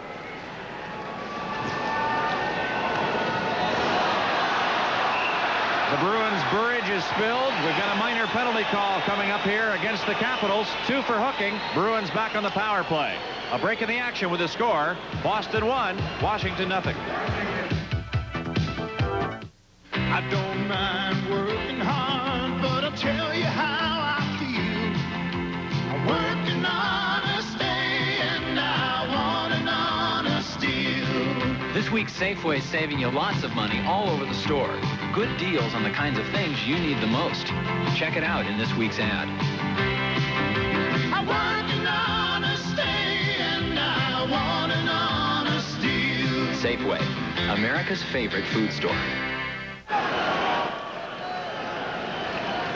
Second minor penalty of the night to Kevin Hatcher. This one for hooking at 10:05 of period number 2.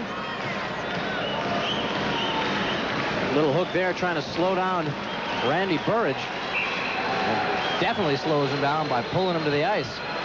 Kevin Hatcher, the man who gets it, and the Bruins on the power play again. Their only goal came with the extra man advantage. Kluzak, a slap shot, and a save made by Jensen. Veach clears it all the way down. This Boston Garden crowd anticipating some more scoring here as they roar when the puck was faced off. Stolen puck. Gustafson feeds it out to Christian. His shot blocked. Kluzak chases it to the corner. Crowder had it knocked away, and Gustafson poke check free by Linsman. Out to Telvin. Kluzak across the line with Burridge. The pass to Burridge turns it around to Linsman behind the net. Jensen got a piece of him as he went by. Kluzak trying to throw it over to the other point man, Telvin, and Gustafson a good job in clearing that puck back to center. 9 minutes to go in the second period. Bruins lead 1-0. 1 minute remaining on the penalty. O'Connell to Crowder. Over to Linsman. Centers it. Shot. Saved by Jensen. Rebound. Clear just behind the net. And Langway blasts it off the boards. All the way to center ice. Mike O'Connell, the former Chicago Blackhawk, over to Raymond Bork. Tried to find Linsman. Langway pops it up in the air and gets to pushing Linsman in front of the net. Bouncing puck. Burridge backhands it. Oh, and that may have caught a piece of Jensen. But there was Bob Gould to try and clear. O'Connell fakes it over to Bork. Back to Crowder. Crowder trying to center. Has it poke check free by Darren Veach. Back to the blue line again and Bork. Over to Crowder. Back to Bork. Shooting! Oh, and a save as Jensen got his stick on that. Now back over to Burridge. To Raymond Bork. Back to the point man Linsman. To O'Connell. O'Connell winding up. Now back to Linsman. Penalty's over. Caps at full strength. And off a skate. The puck cleared back outside the line to center ice. And the Bruin fans impatient with this Boston power play, who has hit once already tonight, but has had a couple of opportunities since. And it's been no go from the Capitals penalty killing unit, ranked second in the NHL. Here's Johnston to the corner. Greg Johnston up from Moncton of the American Hockey League. Outside the line, and it gets away to Peter Anderson. Anderson headmans now to Craig Laughlin. Laughlin shoots it in. O'Connell flips it end over end back to the Capitals line. Peter Anderson, a good play to keep the puck in front of him, and Casper was taken out in the process. Now Casper digs it out of the corner. Turns it around. He's got Haworth right on him. Throws it behind the net. Courtnall, back of the goal. Puck cleared to the point. At the side of the goal, Casper tried to get a shot off, and Haworth was in his way. Casper chasing it behind the goal. Tried to center to Johnston. He just backhanded that wide of the cage. Larry Murphy overskates it. Haworth clears it, but not out. Kluzak walking in, shooting. Oh, and Jensen took it right in the chest and made a save, and Al Jensen may have been injured as that puck struck him very high in the chest area and maybe even hit him in the neck. But he stayed in front of it, and play is called. There's a break in the action with the score. The Boston Bruins 1, the Washington Capitals 0. Now you can see your way clear to Florida. Eastern Airlines has low package prices. For only $293, you get round-trip coach airfare to Miami, a great hotel for 4 days and 3 nights, and a rental car. Or for $253, you get a similar deal in Orlando. See Eastern Airlines or your travel agent. Florida's beautiful this time of year, and at prices like these, it's worth reflecting on. Monday at 8 on WDCA, Woody Allen and Diane Keaton star in Annie Hall. That's Monday at 8 on WDCA TV 20. 6:23 left to go in period number 2. 1-0 Boston. The Bruins 1 for 4 on the power play tonight. Moments earlier, could have done something against Al Jensen, but he's been absolutely spectacular the past 5 minutes as Boston has really owned play so far in this second period. They've sure dominated things, Al, and they've had a lot of pressure on Jensen, but he's come up big. Bobby Carpenter trying to center it for Francis Sketty, and Peterson plays that free. Off the boards, Nevin Marquardt jammed up by Darren Beach. They tie it up now, and the puck frozen, and play is called. I think you can underestimate just how important it is to a team to get those type of saves when you're trailing 1-0. It's great when you've got a little bit of a lead and can protect it, but Boston had a chance to really put this thing out to a 2 or 3 goal advantage at least without Al Jensen's work. The Caps certainly would have had a very tough time to come back against them in this building. They had fallen behind by 2 or 3 more. Talked about Bruin injuries. There are others besides the one that I mentioned before. Charlie Simmer out 6 to 8 weeks with torn knee ligaments. We mentioned Simonetti. Dave Reed with a sprained ankle. Middleton, neck and shoulder muscle spasms. Mats Thelin will be back next week. He's got a broken foot. Louis Slager back next week. He's out with a groin pull.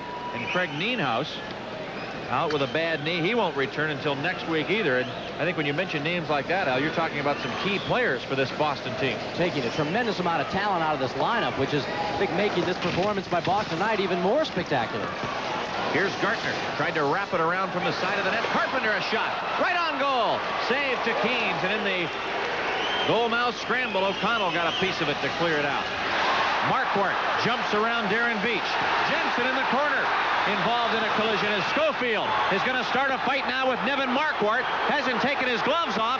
Peterson jumps in. He'll be the third man in a fight, and he'll be out of the hockey game, and that'll be a big loss for the Bruins, as Dwight Schofield jumped on the Bruin player in the corner, and then Peterson came roaring in and became the third man in a fight.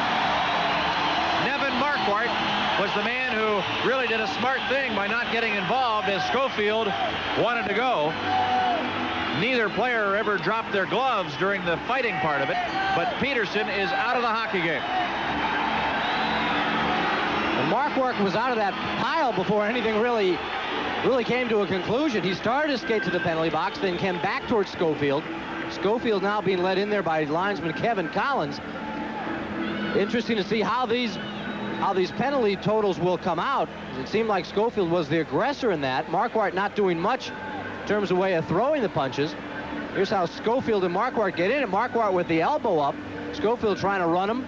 They both crash in Al Jensen.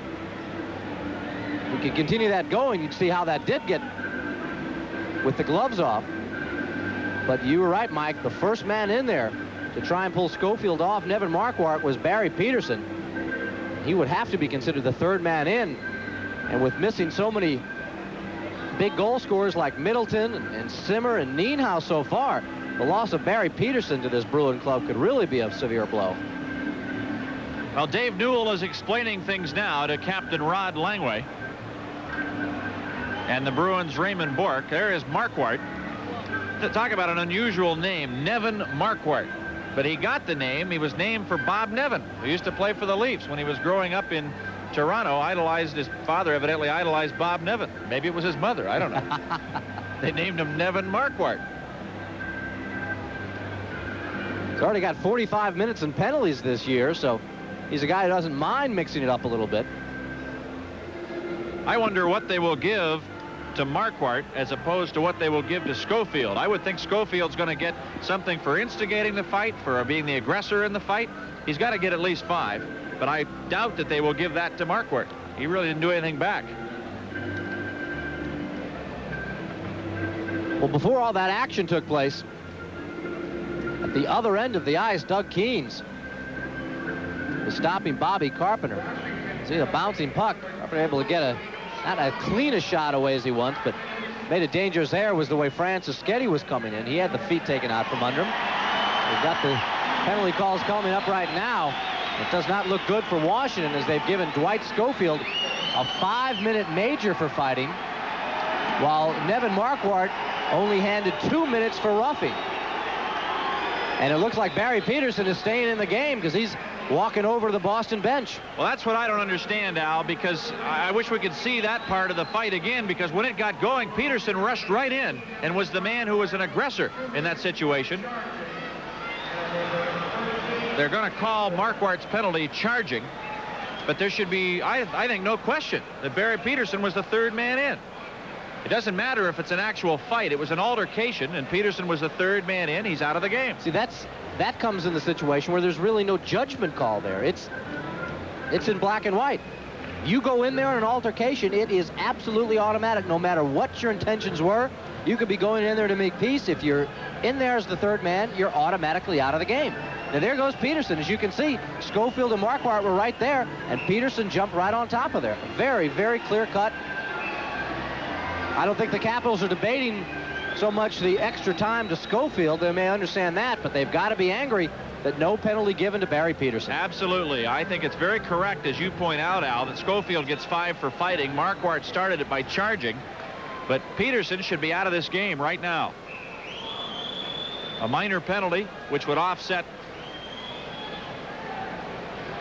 or add on to what Marquardt's got, plus a game misconduct.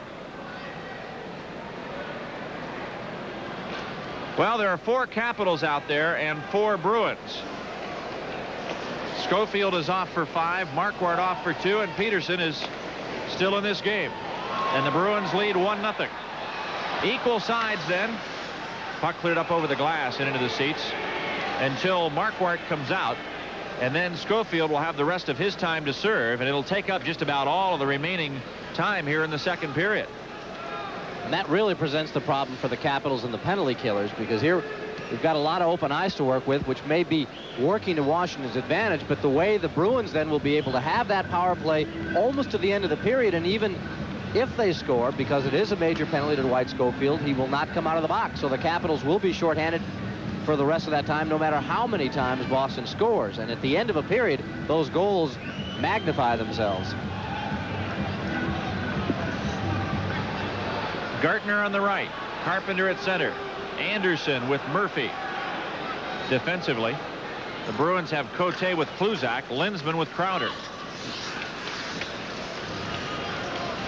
Murphy sets the play up from behind the goal, and he'll take as much time as he can back there. Here comes Gartner across the line with Carpenter. Gartner spun around by Kluzak, and there's a minor penalty. We talked about the penalty that Larry Murphy took. This one was just as bad, if not worse. There's a break in the action with a score. Boston 1, Washington nothing. Why do people take Amtrak's auto train to Florida? Some like the complimentary full-course dinner. Others like our new movies. Some like meeting friends in the piano lounge. And there are those who like a good night's sleep and a continental breakfast. Of course, everyone loves our new fares, now 20% less than the regular fare. And who can resist our valet parking? Call Amtrak or your travel agent.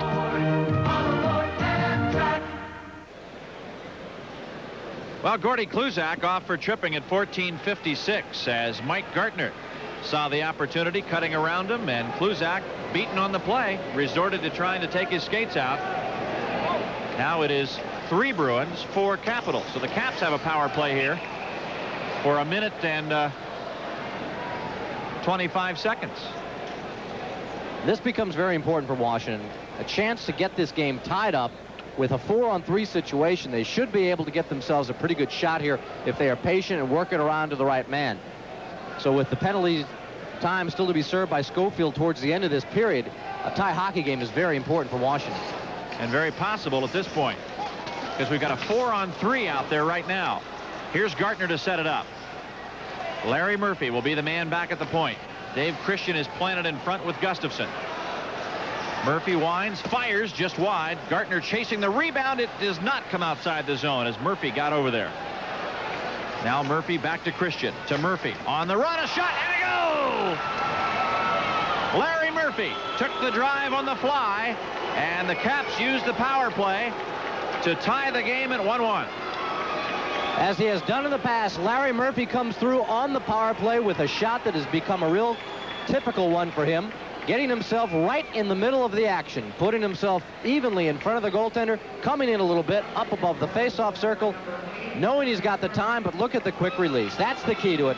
Before everybody can reset themselves, Larry Murphy has got that drive in there, and a very, very important goal for the Caps on the power play has got this game tied up at 1. Mike Gartner and Dave Christian assisting at 15:24 on a power play goal by Larry Murphy. It is Murphy's 5th goal of the season. Now the Bruins keep the pressure on. Back inside that Washington end as they try to get something going. In 35 seconds, the Bruins will have the manpower advantage on the power play. Langway ties up Casper, and the puck is frozen.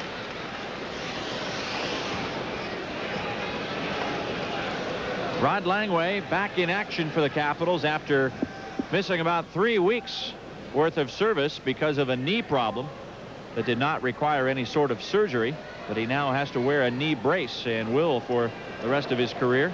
But it's something that I think anymore the players almost take that in stride. There's been so many of these knee problems that once you got the brace, you figure you're pretty well set. It helps prevent further injury as well. And the way they're making these braces and some of the other equipment these days, it does not cut down on the mobility like it did in the past. It used to be those big, bulky, cumbersome things. Now they've got them where they're very, very flexible, and the players almost don't even know it's on. You know, it might be the most improved piece of hockey equipment.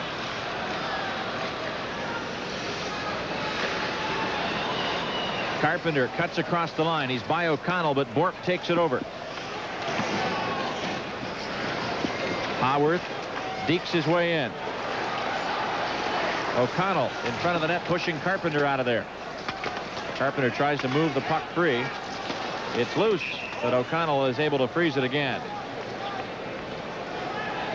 Well, as far as Capitals injuries tonight, Scott Stevens still out with a bruised right knee, and David A. Jensen scratched from the action. Talked about that action in front before. O'Connell was really giving Carpenter a rough time. A couple of Boston kids. See Michael O'Connell just trying to back in, and then watch him and whip around with that stick. Boom. This is where you earn that big contract, Bob Carpenter. Standing in there with guys like Mike O'Connell laying that lumber across your face.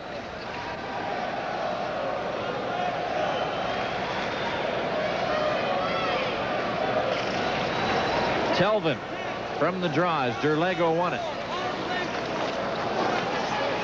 Lead pass, left side. Here's Kluzak up to Derlego. Right wing, Peterson across the line. Play broken up, and Peterson took a spill. Now gets the puck back to Pazine. A shot and a goal. Pazine picking the top corner of the net. The Bruins lead on the power play goal, 2-1. Second goal of the night for Dave Pazine. Bengt Gustafsson had come back. Olmus made a great play. He came back to stop an earlier Bruin rush, but then couldn't get the puck out cleanly. You see Bengt with the puck right now. He's trying to backhand it out, but loses control.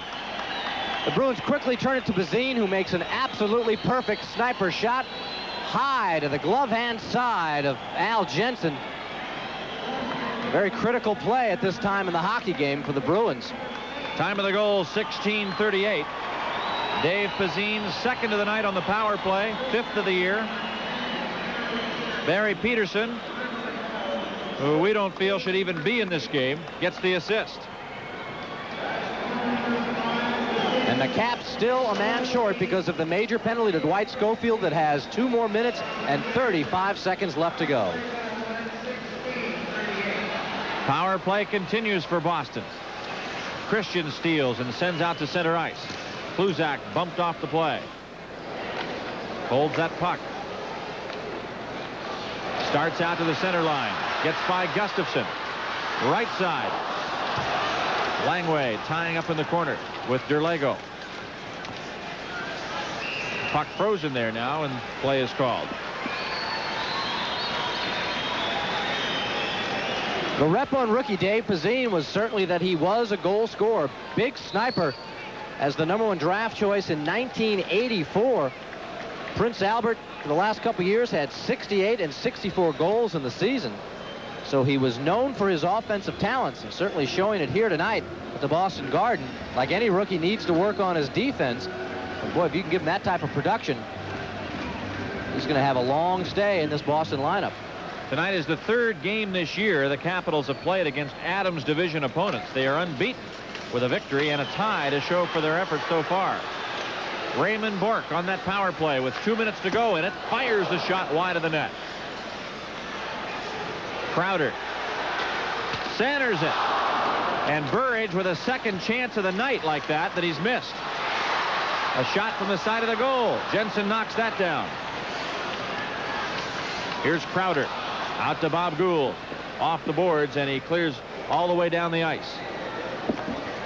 1:35 to go in the penalty. 2:10 remaining in the second period. Bruins 2, Capitals 1. Mike Forns with Al Koken here on WDCA TV 20 Sports. Bourque at the left point to O'Connell. Brings it over to Crowder. Back to O'Connell. He shoots. Kick save to Jensen.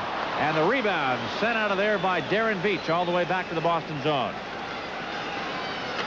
Bruins changing on the fly. Burridge throws it in. Behind the net, Peter Anderson ties up with Burridge. The puck comes free. Anderson moves it along and gets it away from Crowder, but O'Connell is there at the right point. To Bourque. Over to Peterson.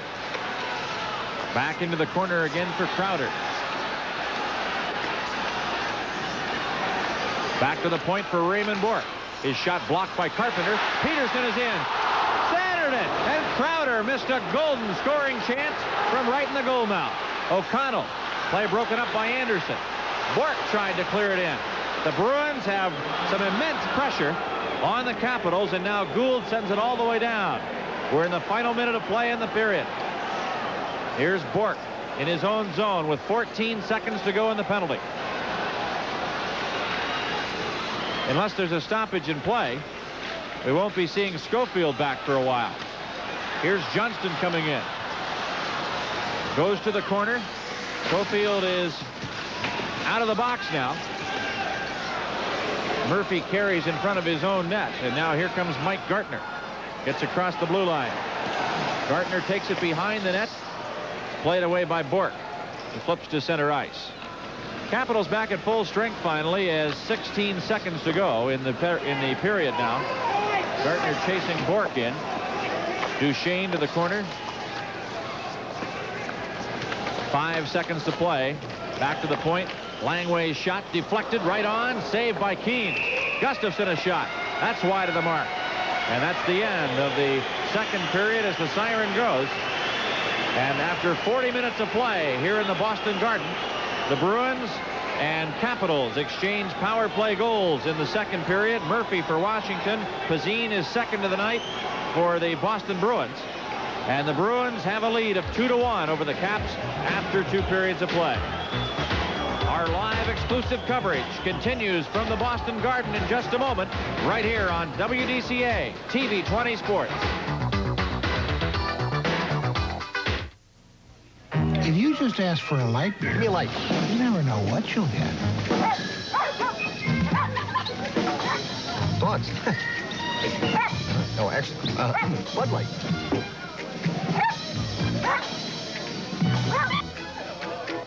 So if you want the less filling light beer with the first name and taste, ask for Bud Light. Yours? No, because everything else Give me a light. Showtime is just a light.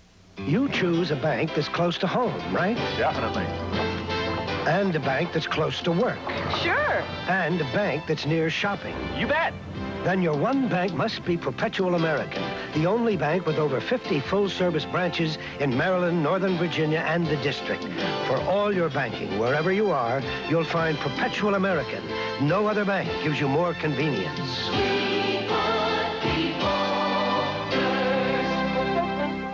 The George Washington University Health Plan. It's what you want. Complete medical and preventive dental care with everything from routine physicals to well baby care, all for one monthly rate. Now in the district, soon in Virginia and Maryland too. Your dental coverage includes orthodontics, preventive and diagnostic care, oral surgery, services to help keep your teeth and you healthy. The George Washington University Health Plan. It's to your benefit. Hi, I'm Bob Peck, and I can sell you a new Chevy for less. In over 45 years, I've never seen a deal I couldn't beat. So before you pay more, you ought to check with Peck.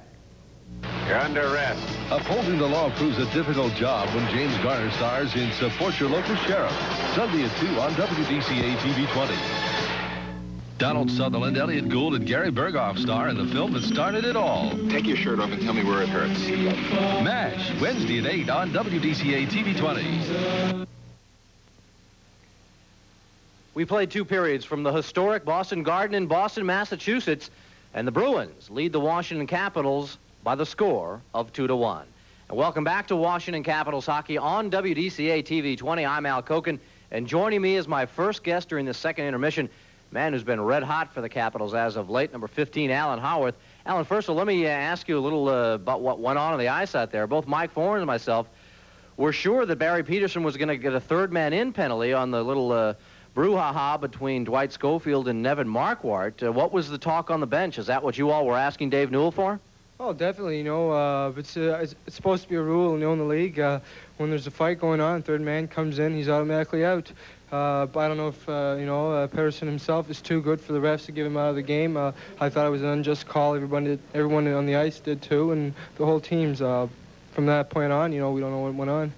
But still, despite the fact that you had to kill off those penalties, and you really have had to do a lot of that tonight, being down 2-1 to this club, despite all those man shortages, you feel in a pretty decent position? Well, it's a funny hockey game tonight. You know, there's a lot of dumping the puck in and all that. Like you did mention, we did play, you know, man short a few times, especially in the last 5 minutes of the hockey game. It's the second period. But, you know, it's a funny hockey game. There's a lot of hockey being played between both blue lines, and not much offense getting going, I guess. Talking about offense, over the past couple weeks, you have been absolutely sensational. Since the move to center ice, had a tremendous goal-scoring streak. We're scoring like 11 times in 9 games.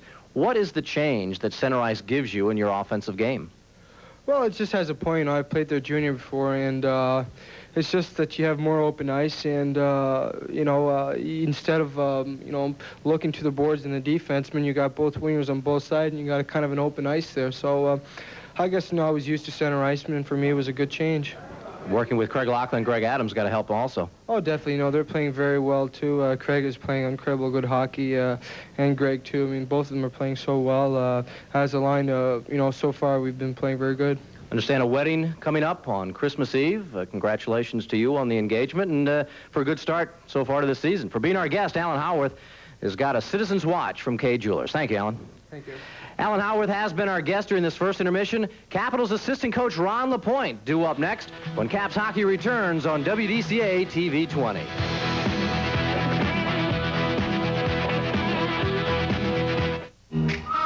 Give me a light. Go. Bud Light.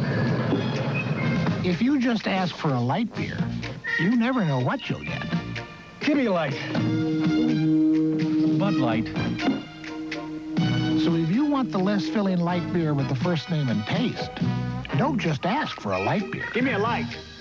Ask them to bring out their best. Bud Light. Bud Light. Thank you. Because everything else is just a light.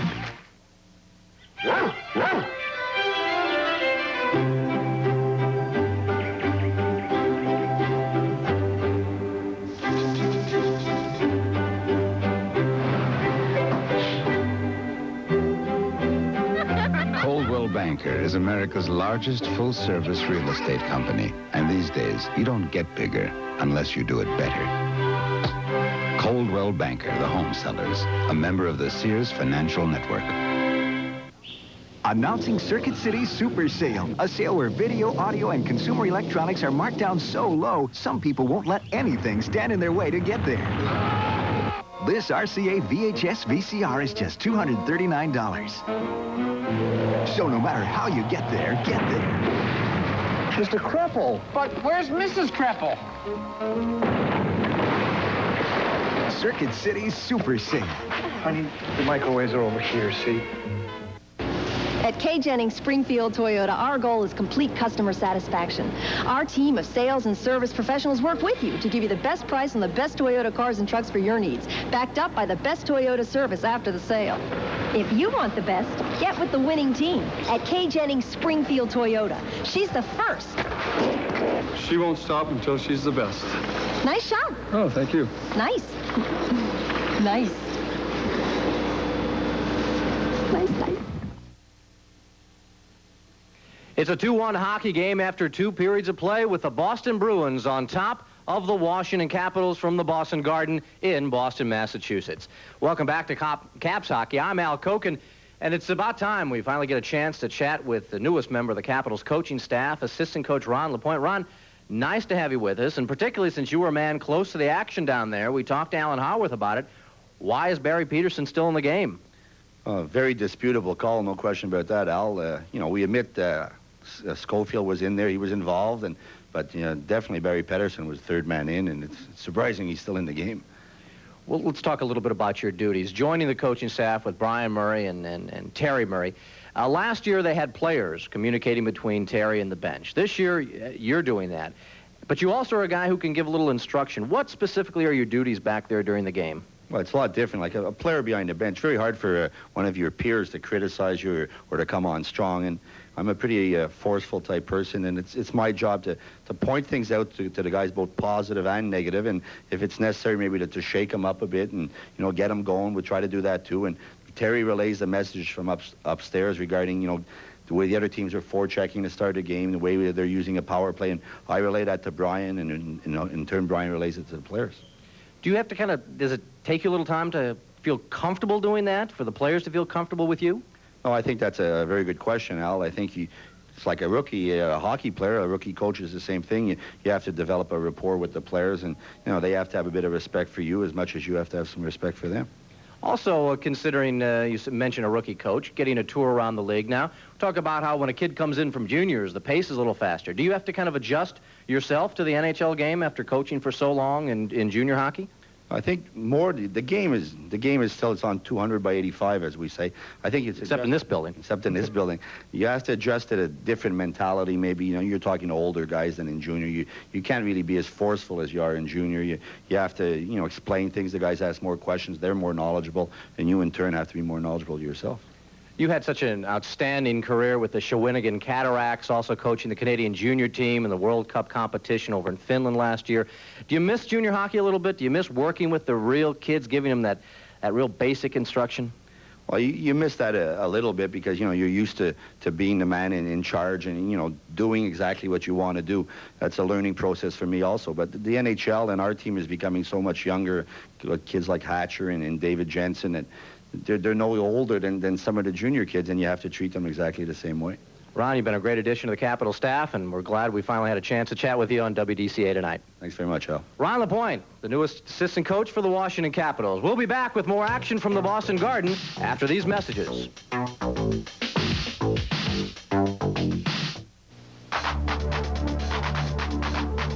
Teamwork. You need it to win on and off the court. You need teamwork in business and from the tools you use to be successful. Digital Equipment Corporation teams with your computers through networking, linking our computer systems to your systems, producing a complete office solution. Networking, another example of technological leadership from Digital Equipment Corporation that puts your business on the winning team. If you want your share of success, you've got to be there first. Ooh, thank you. Your Buick dealers know that being first counts. Good reason for get it going early days. And to be first with you, they're making their new Buick Somerset's very affordable sticker price of only $10,545 even more affordable. And if you don't believe that, you're going to miss a really great deal.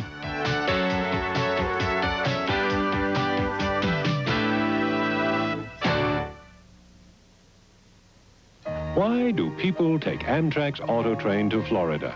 Some like the complimentary full-course dinner. Others like our new movies. Some like meeting friends in the piano lounge. And there are those who like a good night's sleep and a continental breakfast. Of course, everyone loves our new fares, now 20% less than the regular fare. And who can resist our valet parking? Call Amtrak or your travel agent.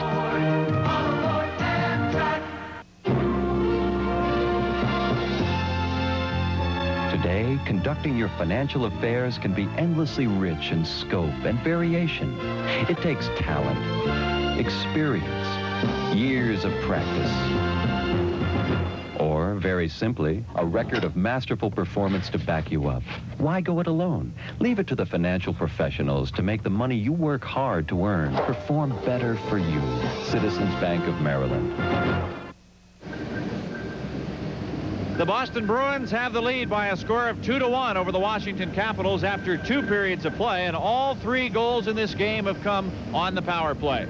Mike Forens welcoming you back once again here to the Boston Garden, where tonight our WDCA TV 20 live exclusive coverage has a heck of a hockey game going. The Bruins pulling ahead on a power play goal. Dave Pazine has scored twice in this game tonight, and he has been the difference so far for the Boston Bruins. Former Boston goaltender Pete Peters is our guest, and he's now the current goaltender for the Washington Capitals, the newest member of the Caps. Suddenly you find yourself in another uniform. What was your first reaction when you heard about the trade?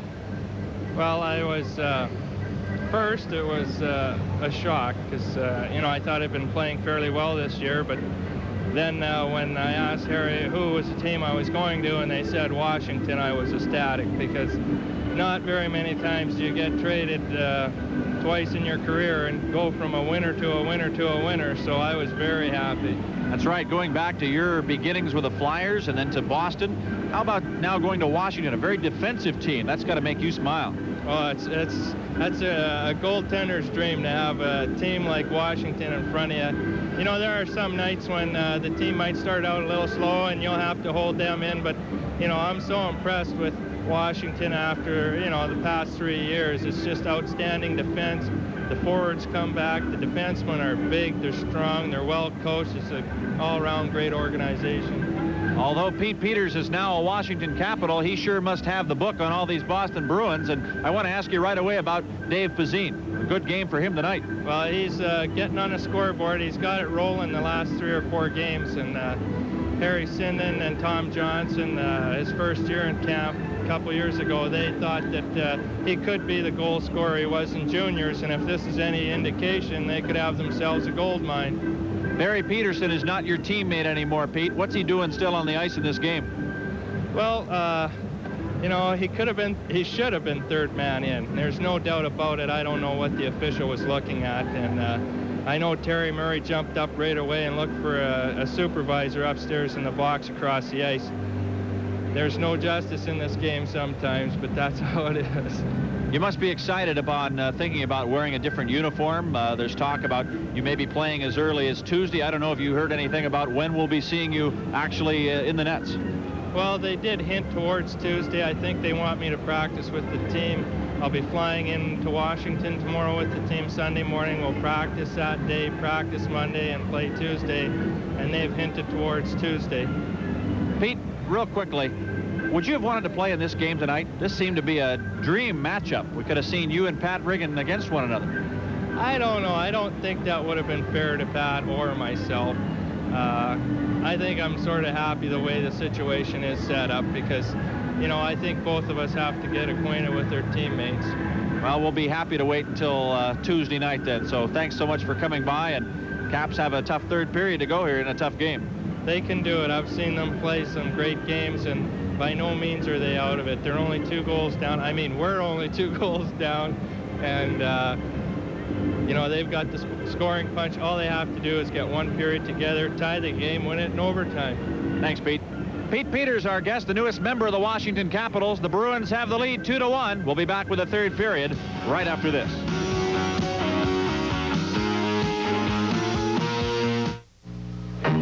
Give me a light. A Bud Light. If you just ask for a light beer... Hey, can I have a light? Whoa!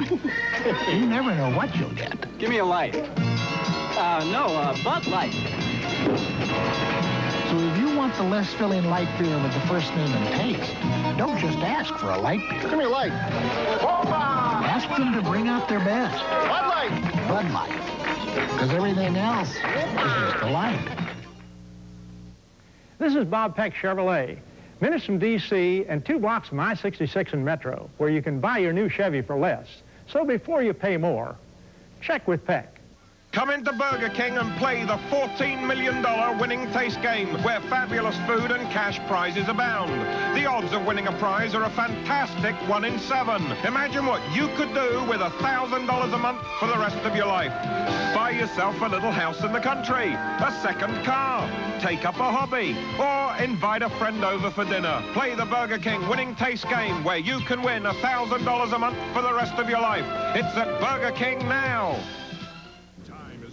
The 86 Toyotas are blasting off from your Toyota dealer.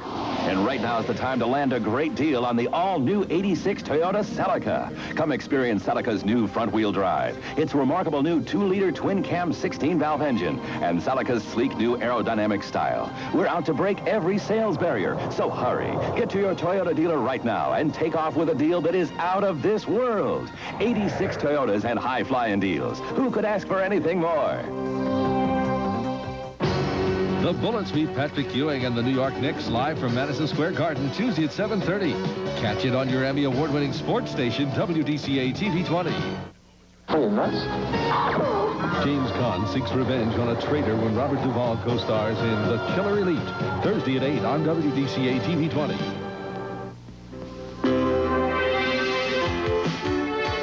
Washington Capitals hockey is brought to you in part by your Washington area Buick dealers.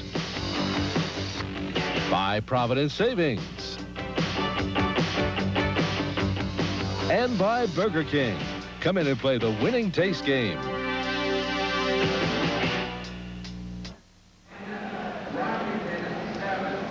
About to get underway with the third period here from the Boston Garden. 2-1 Bruins at this point over the Capitals. A couple of goals by rookie forward Dave Pazine. 2 power play tallies. First one coming to the 35-second mark of period 1. Picked up the second one at 13:38, also on the power play. That came in period number 2. Sandwiched between a power play tally by Larry Murphy. Larry's 5th of the year from Christian and Gartner. 3 power play goals. All the scoring here tonight for the Capitals. Downstairs really upset over the calls or the non-calls of Dave Newell. speaking with Alan Howarth and Ron LaPointe, they just couldn't understand it, Mike. Well, I think they're right to be upset. As I heard in your interview, it's a clear-cut case, and we made that point up here. If anybody tries to break up any altercation, they're out of the game. That's the official's job. The linesmen are going to break up altercations. They're the people to take care of that. And by Peterson jumping in there, he's risking starting a brawl. This is the type of thing hockey's trying to get away from, is the brawling. Two guys want to go, let them get it out of their system, and then they go to the penalty box. But Peterson somehow stayed in this game, and I'm not sure what Dave Newell was thinking, but he didn't give a penalty at all to Barry Peterson, and he figured by assisting on the goal by Pazine to give the Bruins the lead. Offside called now as we're underway with period number 3. Steve Kasper, with some injuries early on in his career, stayed pretty healthy lately. He's in his 6th NHL season. 2 goals and an assist for 3 points in his last 2 games. Very defensive type forward, comparable to a Doug Jarvis type of player. Won the Selke Trophy back in 1981-82. A player who, along with Bork and Kluzak, kind of epitomizes the new Bruins. You know, the old Bruins of the 70s, the big bad Bruins. You got kind of a new image. Got to figure new coach Butch Goring's got to love a guy like Kasper, almost in that same mold. Courtnall had a scoring chance in front, but Jensen just got a piece of that as the puck went wide. Now here's Gartner to center ice to Gary Sampson. Left side for Carpenter. Breaking in, a shot, and a save is made by Doug Keens. Sampson throws it behind the net. It's cleared off the boards and all the way outside the line and back into the Washington zone. During the second period, the shots on goal, 7 for the Capitals, a 2-period total of 10, and Boston with 10 shots, a 2-period total of 18. Peter Anderson chasing Ken Linsman to the corner. Gustafsson has the puck and throws it over Larry Murphy's head all the way back to the blue line of Boston. Just underway with the third period. The Bruins have the lead 2-1. All goals in this game have come on the power play. Linsman waiting on it, finally decides to go in and try to touch it, but they've already called it icing. Mike, you mentioned earlier a number of the Washington Capital fan club members here. A lot of other Caps fans in attendance tonight. Tony, Lisa, Randy, Beth, and Carl want to say hi to Zach, Mom, Wayne, Bill Edwards, CD, Carrie, Joy, and Faith. This was the save Doug Keens made moments ago on Bob Carpenter. Carpenter coming in on left wing. Very coolly came out, stood his ground, cut off the angle, turned that shot aside. Talk about the Bruins selling tickets to the Capitals players. They brought quite an entourage from Washington when you consider the distance involved. They've even got an entire hockey team here. The Washington Chiefs are in this building tonight, and they're seeing a heck of a game. Here's Peter Anderson. Deflects it off the stick of Gustafsson. Back inside the Boston zone. Up the left boards. Now Franceschetti has been knocked down behind the net, or was it he who did the knocking down? An interference call coming from Dave Newell. They're calling for Lou Franceschetti. There's a break in the action with a score. Boston 2, Washington 1. Give me a light. No, Bud Light. If you just ask for a light beer, Thanks. You never know what you'll get. Nah, give me a light. No, Bud Light. So if you want the less filling light beer with the first name and taste, don't just ask for a light beer. Give me a light. Ask them to bring out their best. Bud Light. Bud Light. Because everything else is just a light. Lou Franceschetti is the man who's in the box. Interference the call at 1:48. Trying to get in front of that cage to do a little screening. Now Bork had touched the puck. Allowed to be hit, correct? Very true. It's been an interesting game. Here's Crowder to the boards. Linsman works it back to Bork. Over to O'Connell. Slap shot. Deflected. Loose. And Jensen rolled over on top of it. The puck was dancing right in the goal crease there, and Al Jensen rolled over on top of it to stop play. Well, if the Capitals aren't going to get any breaks from referee Dave Newell, They sure need him from things like this, the goalpost. It eludes Jensen. Bounces back. I don't know if I thought it had trickled through, but apparently from that replay, it did not get all the way back, but it did bounce off something and come back to him. I saw when it came back, I thought it hit off one of the pipes. I guess it probably hit off the skates of Langway. A break is a break, and they'll take it, trailing 2-1. Especially in this building. Linsman with Burridge on the right, Crowder on the left, O'Connell and Bork at the blue line. Power play for Boston, shot at the side of the net. Jensen is able to grab it as Langway runs Burridge to the back glass and introduces a young rookie to the National Hockey League. Tell you something, Mike, Butch Goring on these power play situations has put young Rennie Burridge out there. He's a lot of ice time. Seen a lot of ice time and critical ice time, not just spot shifting him, but he's been out there on all these power play units and has come very close tonight to scoring his first NHL goal in his debut in the league. I bet in practice they're going to have him working on standing at the side of the net on that off wing. He's missed 2 opportunities. He could have had a couple goals. Burridge, the 7th pick of the Bruins this past June in the entry draft, has come up from the Peterborough Petes of junior hockey. Here's Carpenter to bring it out. Throws it all the way down the ice. Gordy Kluzak up the boards, and Veach kept it in. Firing! Save made by Keynes. A minute to go in the penalty to Francischetti. 17:15 remaining in period 3. Centering play blocked by Keynes to the corner. Now Carpenter ties up with Peterson.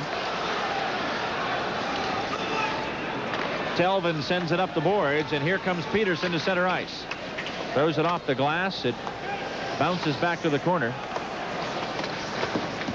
Langway back to the left point. Kluzak to Peterson. At the side of the goal, a shot, and Jensen was able to stop that close-in play as Dave Pacine was gunning for the hat trick. Peterson trying to center. Jensen blocks that to the corner, and the puck cleared outside the line. Now the Caps defensemen have permitted several of the Bruins to stand right at the side of the net, and it's given them some great scoring opportunities, including those ones by Burridge we talked about, and you just saw one a moment ago. And in this building, you can't let them do it because there's just so little room around there. If you don't clear them away, they're going to get these type of opportunities all night long. You saw in the first period, the Pacine goal, he's just parked himself right there and got that deflection. Raymond Bork rewarded with a brand new 6-year contract after being the leading scorer last year. 20 goals, 66 assists, and 86 points. Jensen making a stop there from the left wing side. Bork had a goal and 2 assists for 3 points last year in the series against the Caps. He was not the leading scorer. Keith Crowder was, with 2 goals and 2 assists for 4 points in the 3 games played. For the Capitals, Carpenter had 2 goals, 2 assists, and Duchesne with 2 goals, 3 assists, while Dave Christian led all scorers with a goal and 4 assists for 5 points against the Bruins last season. Francischetti's out. Capitals back at full strength. Courtnall to O'Connell. Back to the corner. Alan Howard. Bumped by Courtnall. Finds Murphy. Bruins defense making that play at the blue line every time tonight. They've been right on the money. Raymond Bork covers the puck, and play is stopped with 15:50 to go in the third. A break in the action with the score. Bruins 2, Caps 1. In Italy, there are many ways to make the classic Italian pie. From blends of fine meats to the best cheeses, even poultry. Each recipe a closely guarded secret. In America, there is a special Italian pie. We call it Priazzo. You'll find it baked fresh each day, only at Pizza Hut. And that's all we intend to tell you. Digital Equipment Corporation is one of our Capital sponsors again this year. They bring us the Digital Overtime Contest. If you want to enter, send your name, address, phone number, the player you think will score the winning goal in overtime to Digital Overtime Contest, Capitol Center, Landover, Maryland, 20785. We'll select a card before each game. If your name is selected and your player scores the winning overtime goal, you and 3 guests win a trip to a Capitals road game. Michael Telvin spins it out of the zone now. Up ahead on the left side for Courtnall. Puts it back in the right wing corner. Haworth breaking in, tried to take Courtnall out of the play and did. Lachlan feeds it out to Larry Murphy. Murphy, the Capitals' smooth skating defenseman, up for Lachlan. The pass got behind him. And now Telvin back into his own zone to Courtnall at center. Bruins 2, Capitals 1, 15:20 to play. Third period. You're watching the action on WDCA TV 20. Peter Anderson flips back to center. Brian Curran, who left the game in the second period with some sort of injury, back out there for a shift just now, so he apparently is all right. Courtnall to the corner. Casper hit by Howard. Courtnall steals the puck. Has Johnston camped in front. Kluzak a drive wide of the goal. Haworth blasting it off the corner, just about hit Newell, the referee, and it sails all the way to center. Lachlan dumps it in. The puck out to center ice. Courtnall jumped around to Kevin Hatcherchak, and the puck is sent back inside the Washington zone.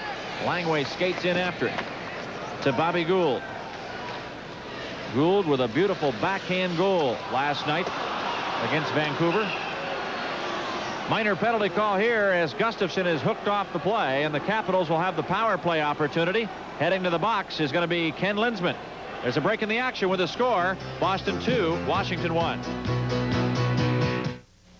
There was a time when read and write and arithmetic provided a well-rounded education. But in today's world, education has come face-to-face with high technology in such controversial concepts as magnet schools, recreational academics, and language immersion. Is education really moving forward? Call in and ask as superintendents from 7 school systems in D.C. and surrounding areas join Kathy Blunt for a live Eye on Washington special. Watch Education, Our Future, Sunday night at 8 on TV 20. Tuesday at 7:30 on WDCA, the Bullets tip off against the New York Knicks. Live NBA basketball action. Your first chance to see Patrick Ewing in the NBA. That's Tuesday at 7:30 on WDCA TV 20.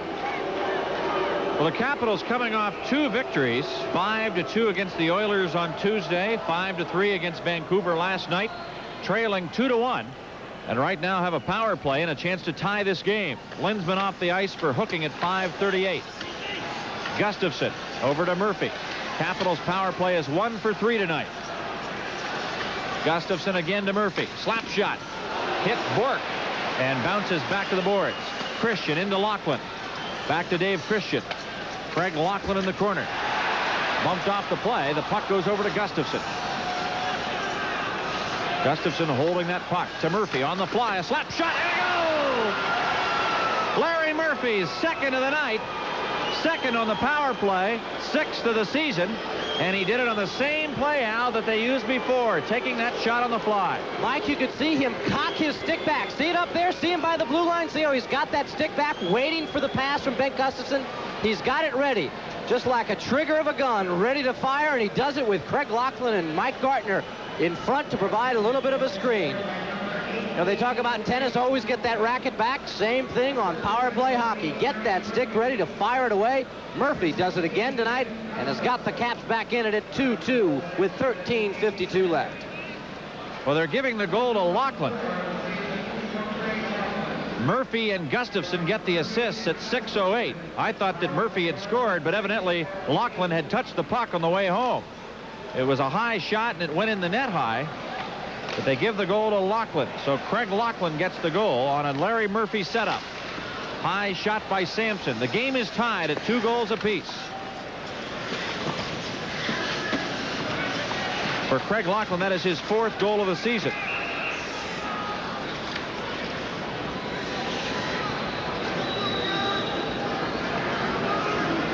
Bruins still holding a mastery over Washington in the all-time records, Al, but those days I think are about over. The Caps winning the series last year 2-1. Bruins with 29 wins overall, 8 losses and 7 ties lifetime. Here in this building, the Capitals have won only 4 games and tied 2, while the Bruins have won 16 times. Well, they're showing you tonight they're still a good hockey team, but they are no longer the intimidating team they once were, with guys like Cashman and O'Reilly back there to run you and score against you as well. Peterson lost the puck to Carpenter, tried to get it to Gartner, and now Hatcher throws it in.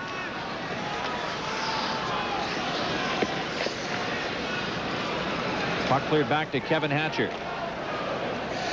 Dave Pacine with 2 goals, breaking in, lost the puck, chases to the corner, and Gary Sampson is right on him. Now Peterson backhanding. Pacine centering. Peterson chases it again. Behind the Capitals goal. Jensen elects to hang on with the help of Sampson as he felt that Nevin Marquardt was much too close, lurking right next to that net. Capitals starting the season at 0-3 have gone 9-3-2 since in the last 14 games. They really feel they are rolling right now. Washington's last 10 outings have produced a mark of 7-2-1. And the Bruins have to feel that they are on the mark as well. They're only 1 game different from last year. They are 10-5-2 at this point. They were 10-6-1 last year after 17 games. Slap shot deflected wide by Jensen. So you're seeing 2 teams tonight who are playing pretty good hockey. Left side, Linsman sets it up. It hits Peter Anderson's skate and goes up into the crowd. A moment ago you saw that bullet off the stick of Ray Bourque. So tough when he keeps it this low and that hard. The goaltender won't mind coming up high, but the way this thing comes down along the ice, things skipping around like that, you've got to be lightning quick to get a save on that.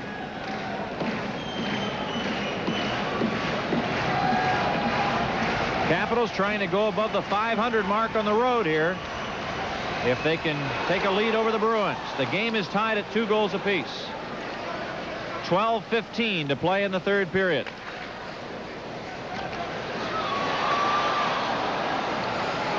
Burridge has it knocked away by Gaetan Duchesne.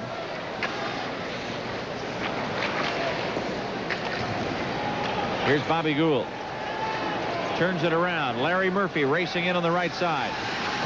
Flips it behind the Boston net. Now Keith Crowder starts out of his zone. Sent back into the corner, and Langway in Capitals ice, chased by Linsman. All the way back into the Boston zone. Michael Telvin, lead pass. Courtnall fires, kick save to Jensen. And Haworth up quickly to Greg Adams, and the puck hit linesman Gordy Brosiker. And Adams is upset. Adams telling Brosiker to stay out of the way. Brosiker certainly doesn't want to be in the way of the puck, but that one unfortunately hit him. It hurt Adams on a breakaway chance there. Here's Hatcher tied up along the boards. Casper has it frozen. Just as it comes free, the whistle blows and play is called. There's a break in the action with the score. The Capitals 2 and the Boston Bruins 2. You know where this baby came from? Sport Chevrolet. They'll lease you anything from a Rolls-Royce to a Mack truck. Like an Audi, a Cadillac, Nissan, Mercedes, Oldsmobile, anything you might want. Of course, Sport leases all the Chevys too. Cars, vans, their trucks. A Sport lease might be right down your alley. So give them a call today. You know, if I lease cars for a living, I'd want to do it just like Sport Chevrolet does it. Out of town tonight, the Edmonton Oilers have fallen behind to the New York Islanders 2-1 on a goal by Brian Trottier. That game now in the 2nd period. It is Darren Jensen in the nets for Philadelphia against Steve Weeks at Hartford, and the Flyers lead 1-0 on a goal by Brian Propp. We'll check in with more scores as time permits. Slap shot and a kick save made by Doug Keens on a blazing drive. Gustafsson knocks it down. The puck still on the stick of Marquardt. Nevin Marquardt skates to the corner. Tries to center it. Oh, it just went off Jensen's glove and went wide of the net. Francis Getty behind the goal. It's worked free to the point. Bruins can't contain Alain Cote to chase it in. Gustafsson's right on him. Bengt Gustafsson giving Cote a rough time against the boards. Kluzak finally clears, and it sails all the way down. There'll be no icing. Jensen comes out to move it up the left side. Gary Sampson. It hit the skates of Gartner. Langway in heavy traffic. Right side. Gartner's there. Wrist shot. Goes up off the glass. Back into the corner, and O'Connell plays it off the boards. Carpenter trying to work it free from Crowder. The puck knocked down by Gartner. He centered it right on the net, and the save was made by Keene. At the point, it hops away from Murphy. Here's Langway back into his own zone. Up for Gartner. Gartner across the blue line. Tries to get by the defenseman Bork, but Burridge brings the puck back. 9.5 minutes to play in the third period. 2-2 the score.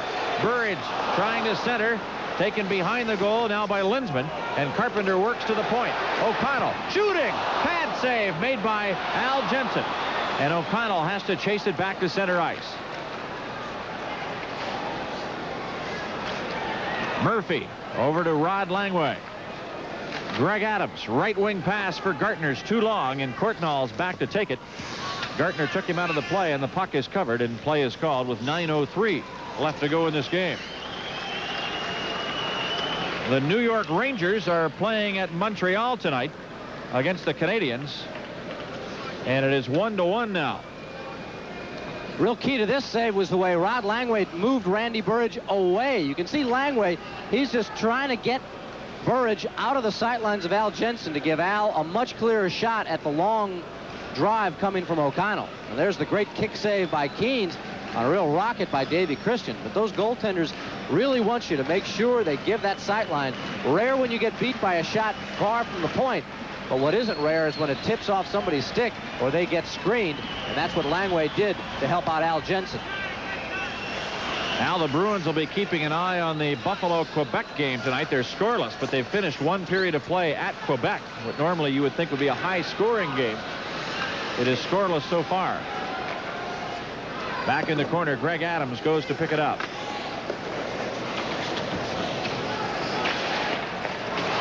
Shot right on. Jensen the save, and Lachlan chasing to the blue line. Back into the corner. Here's Darren Beach. Adams puts it down. Taken back by Telvin at center, and he throws it into the Capital zone.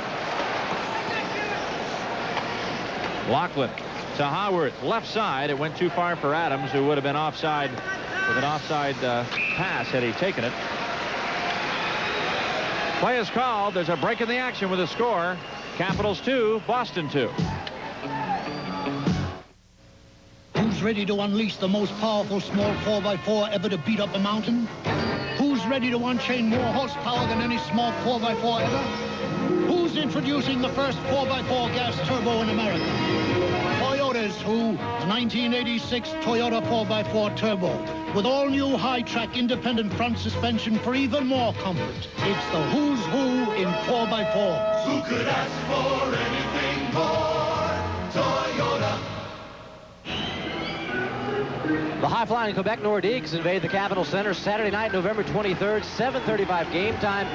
432-0200 for getting your tickets at phone charge. Remember, it's Bob Carpenter Growth Poster night, courtesy of the Mid-Atlantic Milk Marketing Association. All kids 15 and under receive a life-size poster of Bob Carpenter for the Quebec Nordiques and the Caps, Saturday, November 23rd at 7:35. Off the boards, Cote had it swept free by Duchesne.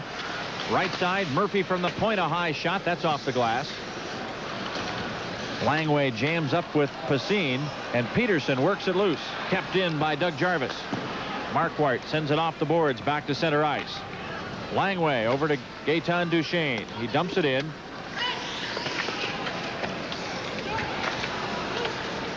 Gould to Duchesne. Jarvis throwing it behind the net. Gaetan Duchesne digs it out. Peterson behind the net. Back to the right point. Hatcher tries a backhander. That's knocked down. And at center, Bob Gould comes up with a puck. 7:15 to go, third period. The game tied at 2. Here's Cote. Marquardt to Lindsman. Right side for Pacine. Francischetti hustles to the blue line. Drops it for Gustafsson. Gets in. Gustafsson a deke. A shot and a stick save as Keene sent that up into the crowd with the deflection. Robin Gustafson, who had the top corner all picked out. And who's angry that he didn't connect. Made a nice move to buy himself a little more time and tried to go high. There's the first good move. Then watch the fake as he gets the defenseman to go down, hoping he'd get Keens a little off balance, and he did. Just a little slight piece of the puck got caught with a stick and sailed it up out of play. Now the Bruins will be coming to the Capitol Center one time this year, but an exciting team to watch. Probably a good team candidate to put on your 10-game plan if you don't have one already. And operators are on duty tonight to take calls for people who would like to get themselves a 10-game plan. That's right. People were upset the other night that they couldn't get in to see the Oilers. People who've got those 10-game plans and season tickets. Get the Oilers, the Bruins, all the teams you want to see. Franciscetti ties up at the line with Crowder, and the play is simply called offside. I'll tell you, here's a surprise. Chicago is playing at Toronto tonight, and in the first period, who do you think's ahead in that game? The Leafs.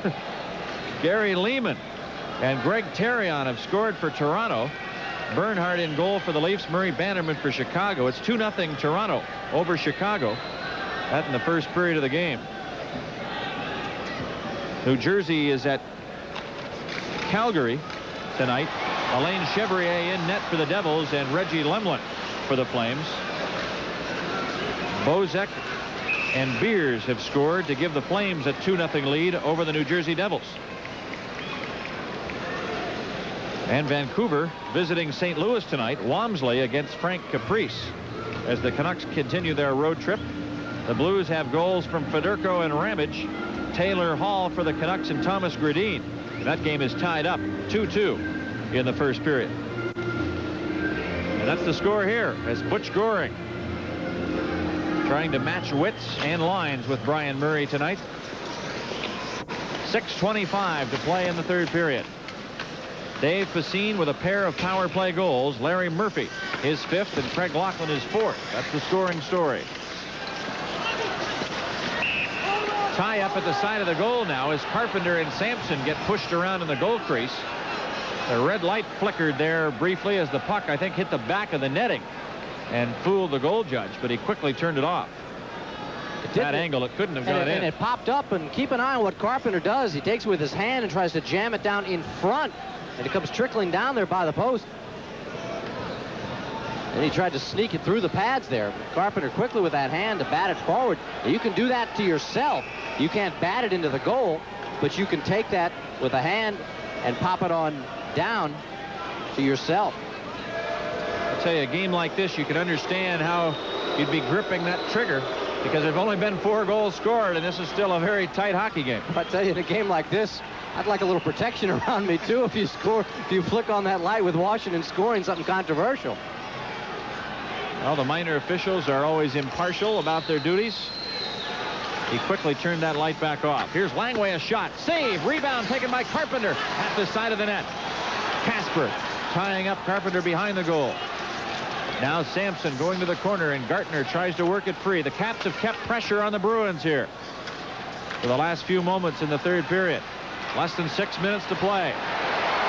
Here's Casper across the line. Veach takes him out. Langway throwing a hip check on Courtnall and sent him flying. Carpenter out for Sampson. Flips it out to Gartner at the red line. Mike Gartner at the Boston line. Telvin steals and starts back to Casper. He throws it in as the Bruins change up on the fly. Capitals sending out new lines as well. Greg Adams ties up with Peterson. Offside is the call.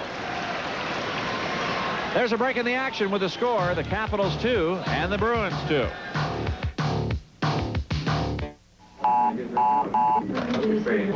Yep, scramble. Let's not keep them waiting. At the Eastern Air Shuttle, we have a crew on standby whose sole mission is to fly you to New York whenever one of our regular shuttle planes is full. And for that reason, we at the Eastern Air Shuttle Service can guarantee you something no other airline can. A seat. The Eastern Air Shuttle, a guaranteed seat without a reservation. Some big hitting done by the Capitals defenseman. First, Darren Veach with a good run. And watch Courtnall up and over Rod Langway. That type of hitting is universal take it in any building, but it seems to pay off even bigger dividends when you do it in the small confines of Boston Garden. 2-2 the score. We're in the third period. 5:15 to play. The Capitals got the last goal to tie things up. Craig Laughlin's tip-in of a Larry Murphy slap shot from the blue line. All 4 goals tonight on the power play.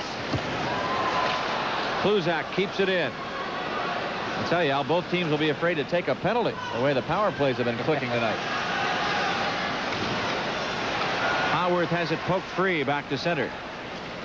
Anderson in for Laughlin, but Kluzak plays it into the Bruin bench, and play is called. Now, we talked about those 10 game plans which are available. It really is not too late to even buy a season ticket if you so desire. You can call the Capitals office to obtain information on how to do that. Operators are standing by. But those 10 game plans are something that fit into just about everybody's budget, and you can pick the games that you like. I think with both of those plans, besides getting the chance to see the teams you want, I really think the key to all that is having priority seating for the playoffs. You know, when the playoffs roll around, tickets get even scarcer. This way you're guaranteed of your same seat, and you really have your chance, the best seats for what always is entertaining hockey. Plus, you've already got the tickets. No waiting in line. Makes it a lot more convenient to see the Capitals. 4.5 minutes to go here in the third period. Langway behind the net in a 2-2 lockup here at the Boston Garden. Christian holding on to Crowder. The puck comes free. Here's Burridge, a shot. Langway blocked it. Back to the point. It gets outside the line, and Bork flips it to Dave Christian. Christian across the line. Sets up, fires. It hit the skate of O'Connell and goes wide. Gould racing to the corner. Bork to pick it up. Back to O'Connell. Left side. Burridge at the blue line, and as it comes out and then back in, Gould was trapped offside. Caps have really played well this period. Bob Gould, one of the guys who had an outstanding game last night against Vancouver with a nice unassisted goal, shorthanded goal.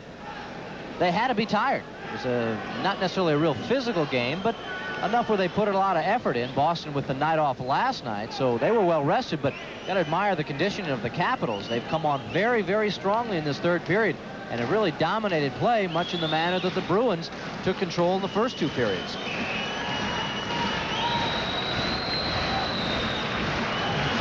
Carpenter wins the faceoff. Back to Larry Murphy. Into the Boston zone. Johnston up ahead for Telvin. Rink wide into the corner. Murphy goes after Courtnall. The puck behind the net. Here's Darren Veach, number 6 for the Capitals, to Murphy. Back to Sampson. Right side for Gartner. Gartner across the blue line. Drops it for Sampson. Poke check free. The Bruins on the run now. Here's a 3-on-3 break. Casper into the corner, and it's golfed away by the stick of Darren Veach. Veach throws it rink wide. Sampson had it get away from him back into the Boston zone. Murphy's lead pass for Adams. Greg is offside, already ahead of the play, and will bring the faceoff back to neutral ice. Capitals have a heck of a month going here in November. They are 5-2, coming off those 2 wins. The Bruins beaten, or winless I should say, in their last 2 outings. They lost 6-4 in Buffalo on Wednesday and tied Toronto at Maple Leaf Gardens 6-6 on Thursday. They are 3-1 for the month of November. There is Greg Johnston, just up from Moncton. He had 9 goals and 5 assists for 14 points in 15 games played with that American Hockey League team. With all the Bruin injuries, they've needed some help from the farm team, and even juniors for that matter. Laughlin up ahead for Howard. Gets across the line. Stepped on Kluzak's stick. The puck goes to the corner. Laughlin trying to center it. It comes over to Kevin Hatcher. Hatcher winds, fires right into the breadbasket of Keynes, and he holds on. Keynes holding on with Craig Laughlin standing right there ready to do something. Now Greg Adams exchanging some pleasantries with Nevin Marquardt. Hatcher hustling over to get this shot on there. See, scooting by Adams. Right there is Craig Laughlin in case that puck squirts free. 27-year-old Doug Keynes from Pembroke, Ontario. Missed 16 games last year with various injuries. He is unbeaten in his last 6 games. He's gone 5-0-1. And he's in a heck of a game tonight. You gotta like a guy who can persevere with the minor league career he had. Saginaw, Binghamton, played a little while in LA, then back to Houston, Oklahoma, New Haven. He's really bounced around before finally finding that home here in the Boston Garden. You have to admire a goaltender who sticks with it, believes in himself, gets that chance to come through and does it. He should be feeling pretty secure since they just made a goaltending trade that did not involve him.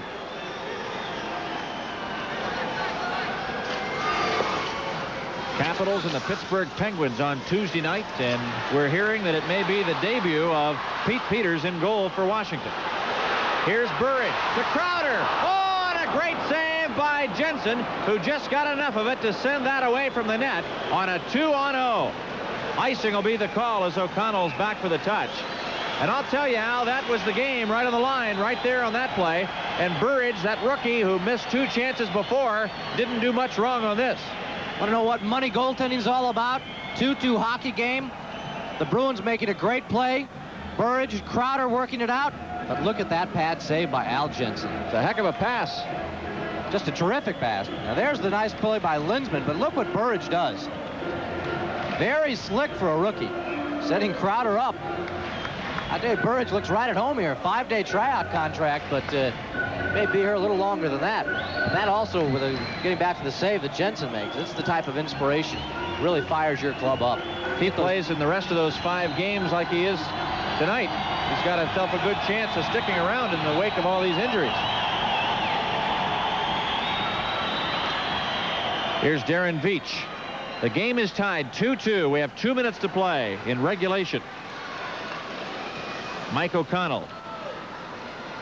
Here's Burridge. Number 12, Randy Burridge, up from Peterborough, tonight playing in his first National Hockey League game. Bork off the boards at the blue line. Veach broke his stick. Here comes Crowder starting back. Duchesne is back to help on defense, and he ties up Lindsman. The puck to the side of the goal. Langway's there and jams up Burridge. Now Jarvis in the corner.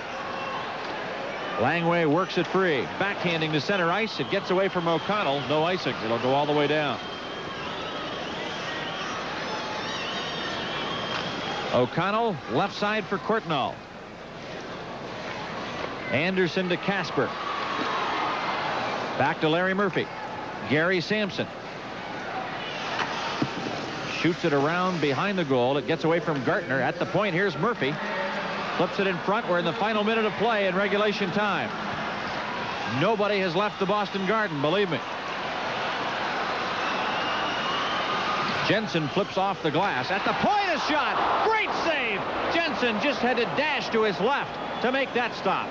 Here's Carpenter to Gartner. Shooting. Oh, and Keynes made a spectacular save in the Boston net at the other end.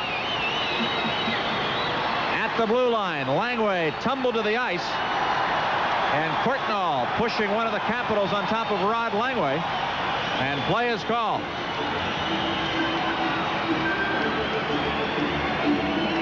Action at both ends of the ice and spectacular goalkeeping. A pair of number 11s getting the drives away, but the goaltenders on both clubs making sensational shots. Initially, Jensen, he tried to clear this thing, didn't get it out completely. See Casper winding up, Alice backing up, trying to get back into position. Gets that glove and that pad down on it. And Peter Anderson comes now at the other end. It's Mike Gartner, the Caps number 11. You know the drive that he can put on.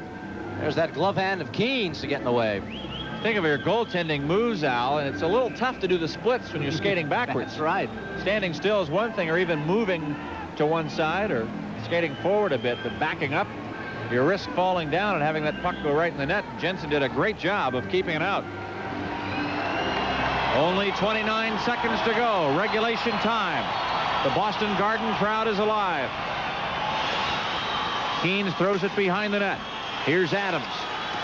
Tied up in the corner. Gustafson throws it back of the goal. Caps trying to keep the pressure on. Marquardt bounces it out to center ice. 10 seconds until we go to overtime. It gets away from Adams. 4 seconds remaining. Puck cleared all the way back into Washington ice. And there's the siren to signal the end of regulation time. And we will be going to sudden death overtime here at the Boston Garden. We'll return with the sudden death overtime right after these words.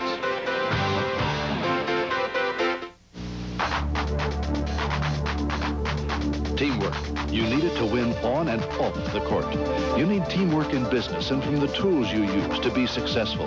Digital Equipment Corporation teams with your computers through networking, linking our computer systems to your systems, producing a complete office solution. Networking, another example of technological leadership from Digital Equipment Corporation that puts your business on the winning team. This is Big Ben.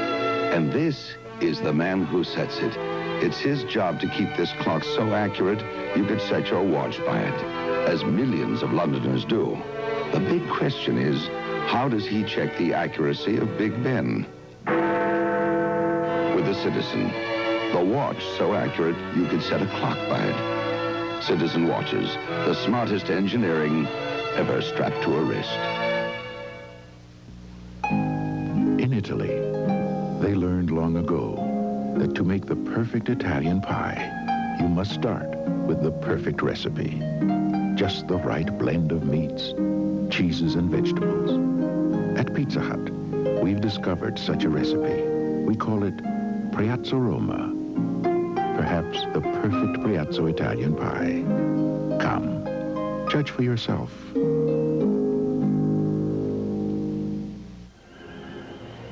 Well, it's overtime at the Boston Garden. Means we have a chance to have our digital overtime contest. Now, tonight's contestant is Mike Montgomery, Falls Church, Virginia. Mike has chosen Mike Gartner as the Capitals player to score the winning goal in this overtime game. If Gartner scores, Mike Montgomery and 3 guests will have won an expense-paid trip to an East Coast Capitals road game, courtesy of the Digital Equipment Corporation and the Washington Capitals. Now, the Capitals in overtime are undefeated this year. They won 1 game in sudden death, and they've tied 2 of them. The Bruins have played twice in the extra session. They have both ended in ties. Caps, it's not like they can't win in this building in overtime. Did it last year, 5-4 in the first meeting between the 2 teams. And it's funny, there was a little more goal scoring, but I remember it as being a lot like this game, where it was just give and take all the way and a tremendously played hockey game. But that's where we're headed right now. 2-2. Al Jensen's ready. So is Doug Keynes. Dave Newell prepared to drop the puck. And Casper will work against Bengt Gustafsson.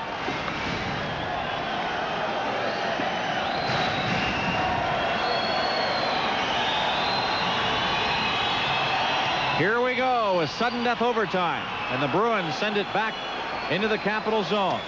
5 minutes of time up on the clock. First team scores, wins it. Otherwise, it goes in the books as a tie. Kluzak hammers it back to Kevin Hatcher. Hatcher throws it into the Boston zone. Back to center ice.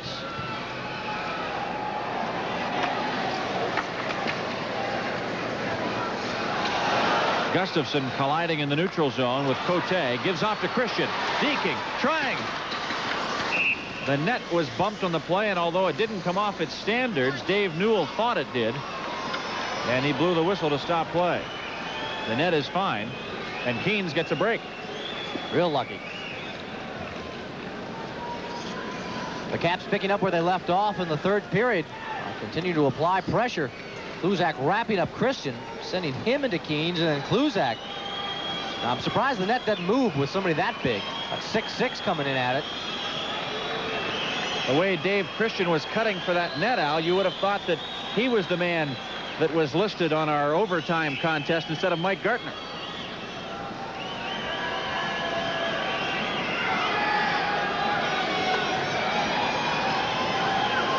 But this game's still tied at 2-2.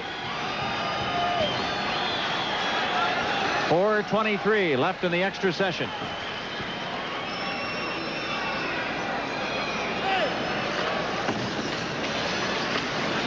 Raymond Bourque in the corner.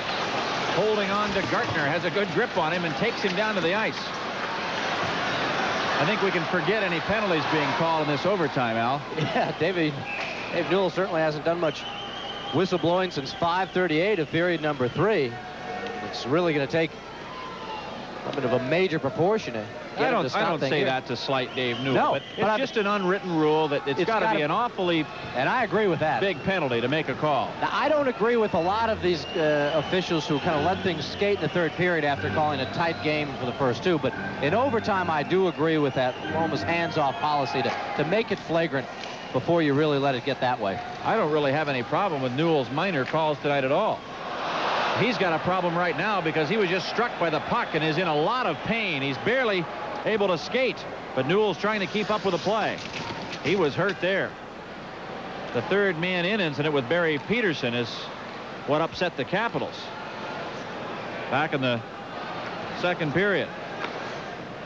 3:40 to go, sudden death overtime. Larry Murphy throws it in. Dave Newell limping along out there skating. Took a hard shot that hit him in the leg just above the right knee. O'Connell is tripped up by Gartner. No call. Here's Burridge. Langway throws it back to Veach. Off the boards for Greg Adams. Adams out to the blue line. And the play called down. We'll have a face-off just outside the Washington blue line. Real quick, out of town, we can update you a bit. Sutter has scored for the Islanders. They lead 3-1 over Edmonton. Philadelphia a 2-1 lead over Hartford. Tocchet adding a goal for Philadelphia. Lawless for the Whalers. Rangers and Montreal still 1-1. Quebec and Buffalo now 1-1. McKenna for the Sabres. Hunter for Quebec. Terrion with a hat trick for the Maple Leafs. They now lead Chicago 5-2. Secord and Olczyk for the Blackhawks. At the blue line. Here's Telvin firing. It's wide. On the back of the goal, it's Darren Veach to move it along. Jensen grabbing it, taking no chances, and play is called.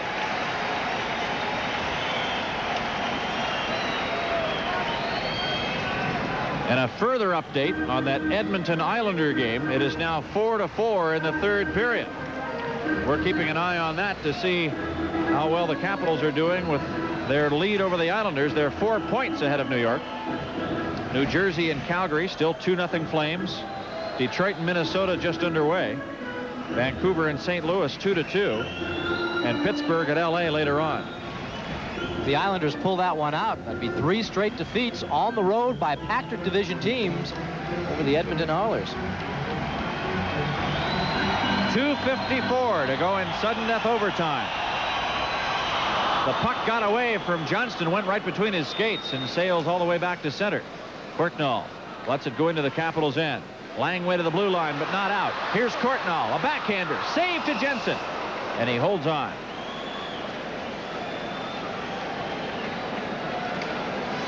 Boston quickly turning that play around. Langway gets it to Murphy. If he can't get it out as fast as he wanted to, the Bruins do a great job of turning it in to a good scoring chance. As Courtnall, the man who makes a nice play cutting in, sliding it through.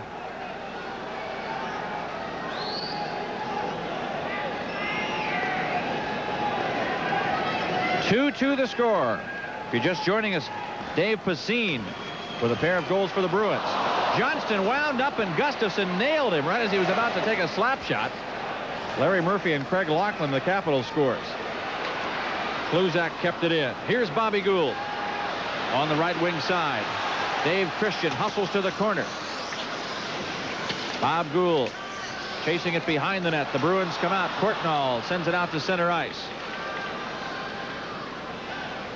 Langway in his own zone. 2:10 to play. Casper at center. Courtnall tosses it in. Al Jensen leaves it for Rod Langway. Here's Kevin Hatcher. Up the boards for Bobby Carpenter. Carpenter to the blue line. Looks for Sampson, but O'Connell steals. Left side. Around Hatcher goes Burridge. Kevin Hatcher took Burridge's helmet off with his hit, but didn't get much of Burridge himself. Here's Bourque, a shot. Just missed the mark. Off the boards, Bob Carpenter brings it ahead to center ice. Sampson chasing it. Crowder steals. Play broken up, and now Sampson goes back into his own zone and throws to center. A minute and a half to play in the overtime. The game tied at 2. Larry Murphy, who has played very well tonight. A goal and a very big assist on what we thought was his goal. Back to the point. There's Murph's shot. Off Marquardt, it goes to the corner. At the blue line, Gartner trying to catch up with it, but Pacine brings it ahead. Left side, Marquardt. Final minute of play. Jensen has the puck, lost it at the side of the goal, knocks it behind the net, and Larry Murphy wheels out of his own end. Murphy to center, throws it in. The Capitals want a line change. Bork is back to chase it. Adams into forecheck. The puck cleared to the Capitals blue line. Here's Veach to Langway. 35 seconds to go. Haworth to Adams, looking for Lachlan. He finds Haworth, poke checked away by Kelvin. Play of the game defensively there for Boston. Pacine lost it to Haworth. Tried to find Adams, and that's knocked away by Telvin. 19 seconds to go. The Capitals thought they had Haworth in alone. Veach out to center ice. Haworth from the red line gets across the blue line, pulled down at the blue line, and there's no call on it as time has just about run out. 3 seconds to play. Alan Haworth pulled down right at the Boston blue line.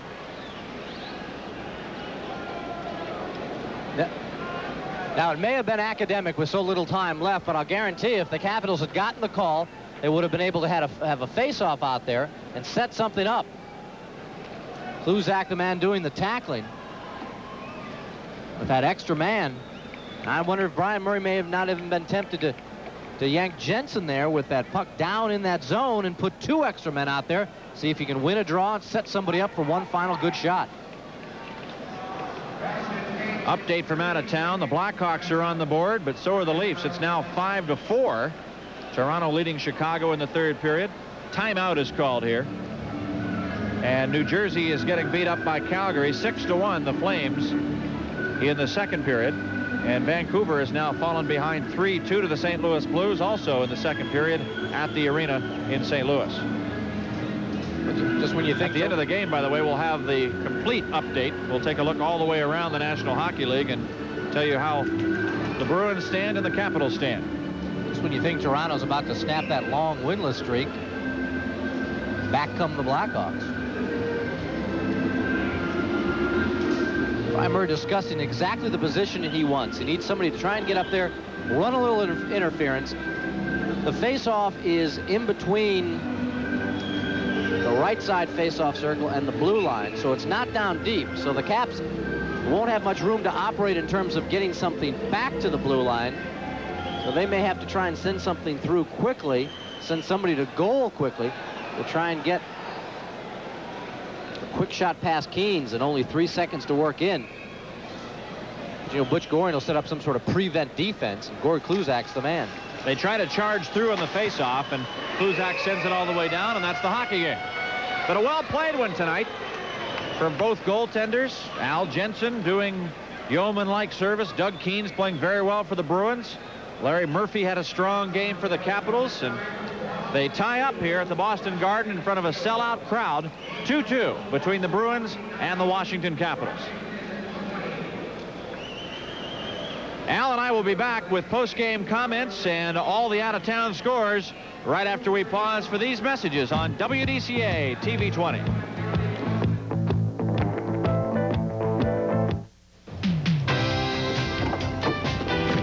If you're going to beat the other guy, you got to get there first. Right. Your Buick dealers want to be there first, too. So here comes Get It Going Early Days. To get your attention first, we're saying we can make our new Buick Sentry's very affordable sticker price of only $11,515 even more affordable. You can believe that. Taxi!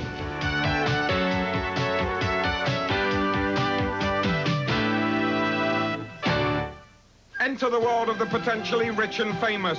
Play the Burger King $14 million winning taste game. Win $1,000 a month for the rest of your life, or any of 19 million fabulous food and cash prizes.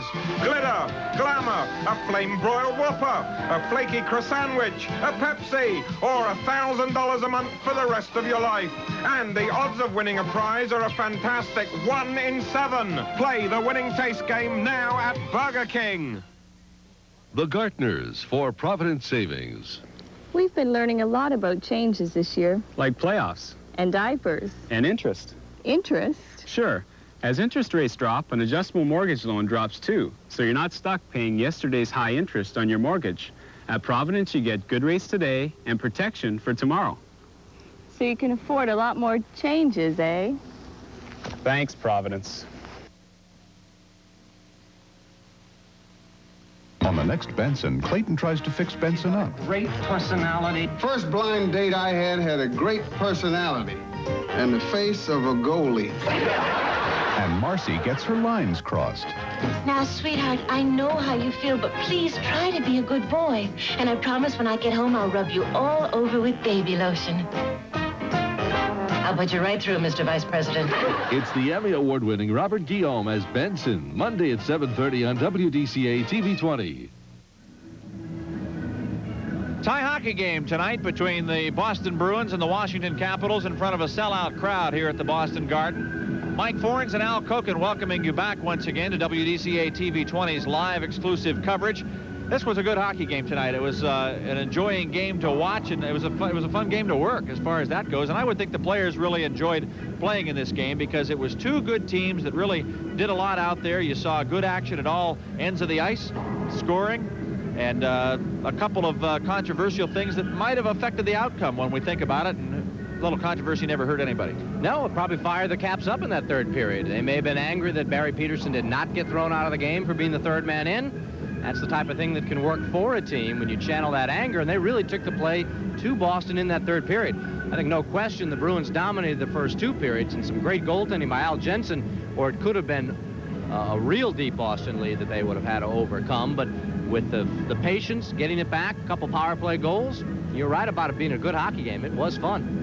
Larry Murphy had a good hockey game tonight. He had a goal and an assist on the tip-in. Craig Laughlin tipped in Murphy's slap shot. Larry is standing by with us right now.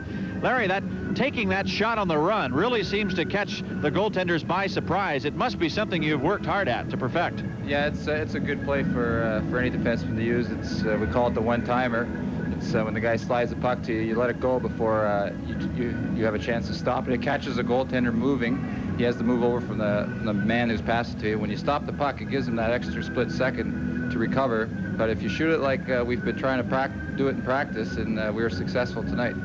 Larry, overall, is the success that the Capitals are enjoying on the power play now something you're doing differently, or is it just patience? You guys seem to really work well and find the open man, and in a lot of these cases recently, that open guy has been you. Well, we have a lot of excellent personnel here. Mike Gardner is exceptional on the blue line. We have a lot of guys up front, and Davey Christian's probably having one of his best seasons. And it's just a combination of the guys hanging on to the puck, making the smart play, and having lots of confidence in each other. When the power play is not going well, it's usually guys trying to cover up for other players. And not the case this year for our team. It's those guys have been going out and doing their jobs, making the right play, and putting it in the net when they have the opportunity. Larry, I wouldn't feel the club would be disappointed at all with a tie here in the Boston Garden in front of this big packed house. The game played the way it was. Would Brian Murray be pretty pleased with this? Yeah, we're pleased with getting the tie. It was a tough night for us. We came up flat at the beginning. They had that early power play goal, which was, when you're in another team's building, it's very difficult to get back into the game. But I felt that we improved as the game went on. In the third period, we took the play away from them. So we were pleased with 1 point. A couple of good chances we could have won the game. So we're not disappointed. We didn't lose tonight, and it was in the Boston Gardens, which you say is a very difficult game, a very difficult building to win a game in. So we'll take the 1 point and head home tomorrow. Okay, Larry, thanks very much, and a very well-played game on your part. Thank you. So Larry Murphy with a goal and an assist tonight did very well for himself, and the Capitals wind up tying the Boston Bruins here in front of a sellout crowd at the Boston Garden by a score of 2-2. Our digital scoreboard has the results from the rest of the games in the National Hockey League. Let's go to that right now. We see that Islander-Edmonton game is still in the third period. They're still locked up at 4-4. That could be an exciting finish. Philadelphia now in the third period at Hartford. The Flyers have a 2-1 lead. It's the Rangers in Montreal locked up at a goal aside, also in the third period. Buffalo and Quebec are also tied 1-1. That game in period number 3. And in the third period at Maple Leaf Gardens, the Toronto Maple Leafs have a 5-4 advantage over the Chicago Blackhawks.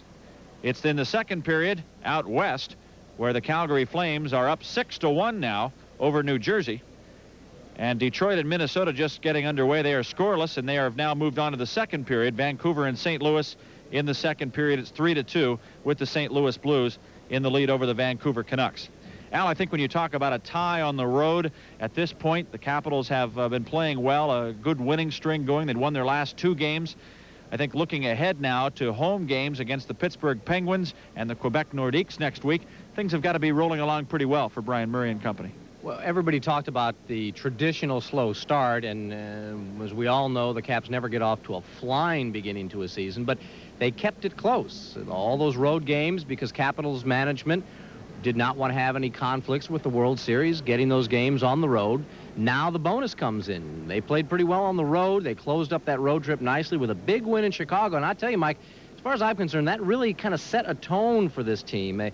They were able to come back, pick up those 2 big points in a tough building, and have just taken that momentum and flown right through, beating a good Edmonton team, a much improved Vancouver team, and after playing Vancouver last night, having to come into the Boston Garden with the Bruins buzzing around and able to fight back for a tie. So the omens bode well. They're getting good production, outstanding goaltending, and pretty solid defense. And you know, as far as tonight's performance, with all the talk about having Pete Peters go against Pat Riggin, I don't think we were disappointed at all with the goaltending matchup out there, as Al Jensen playing 65 minutes tonight and coming up with 26 saves, allowing 3 goals against, and his record now goes to 7-3-2, while Doug Keen's at 7-1-2, 65 minutes and 17 saves, 3 goals against for him, and he goes for a tie as well. I think both teams still have two pretty good goalkeepers in addition to the 2 that were traded. Exactly right, and I think the fun part of it is, even though the shots were not enormous in total, a lot of them were very, very difficult. We talked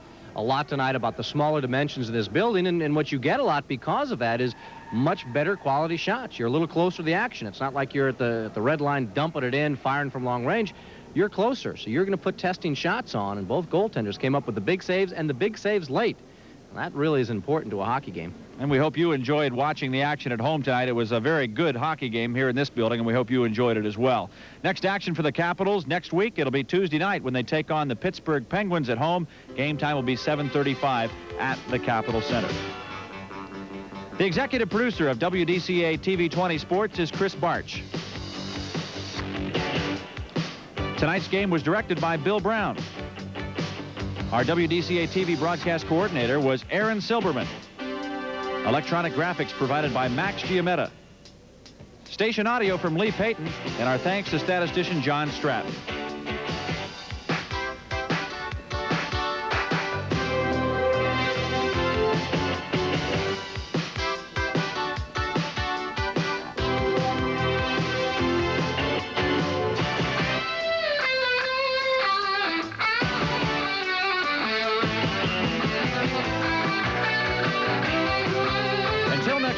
This is Mike Forens for Al Koken saying thanks for watching and so long from the Boston Garden, where the final score is Washington 2 and Boston 2 in sudden death overtime. Al and I will return to WDCA Sports on Saturday, November 30th, when the Capitals travel to the Meadowlands to take on the New Jersey Devils live at 7:30 p.m. See it right here on your sports station, WDCA.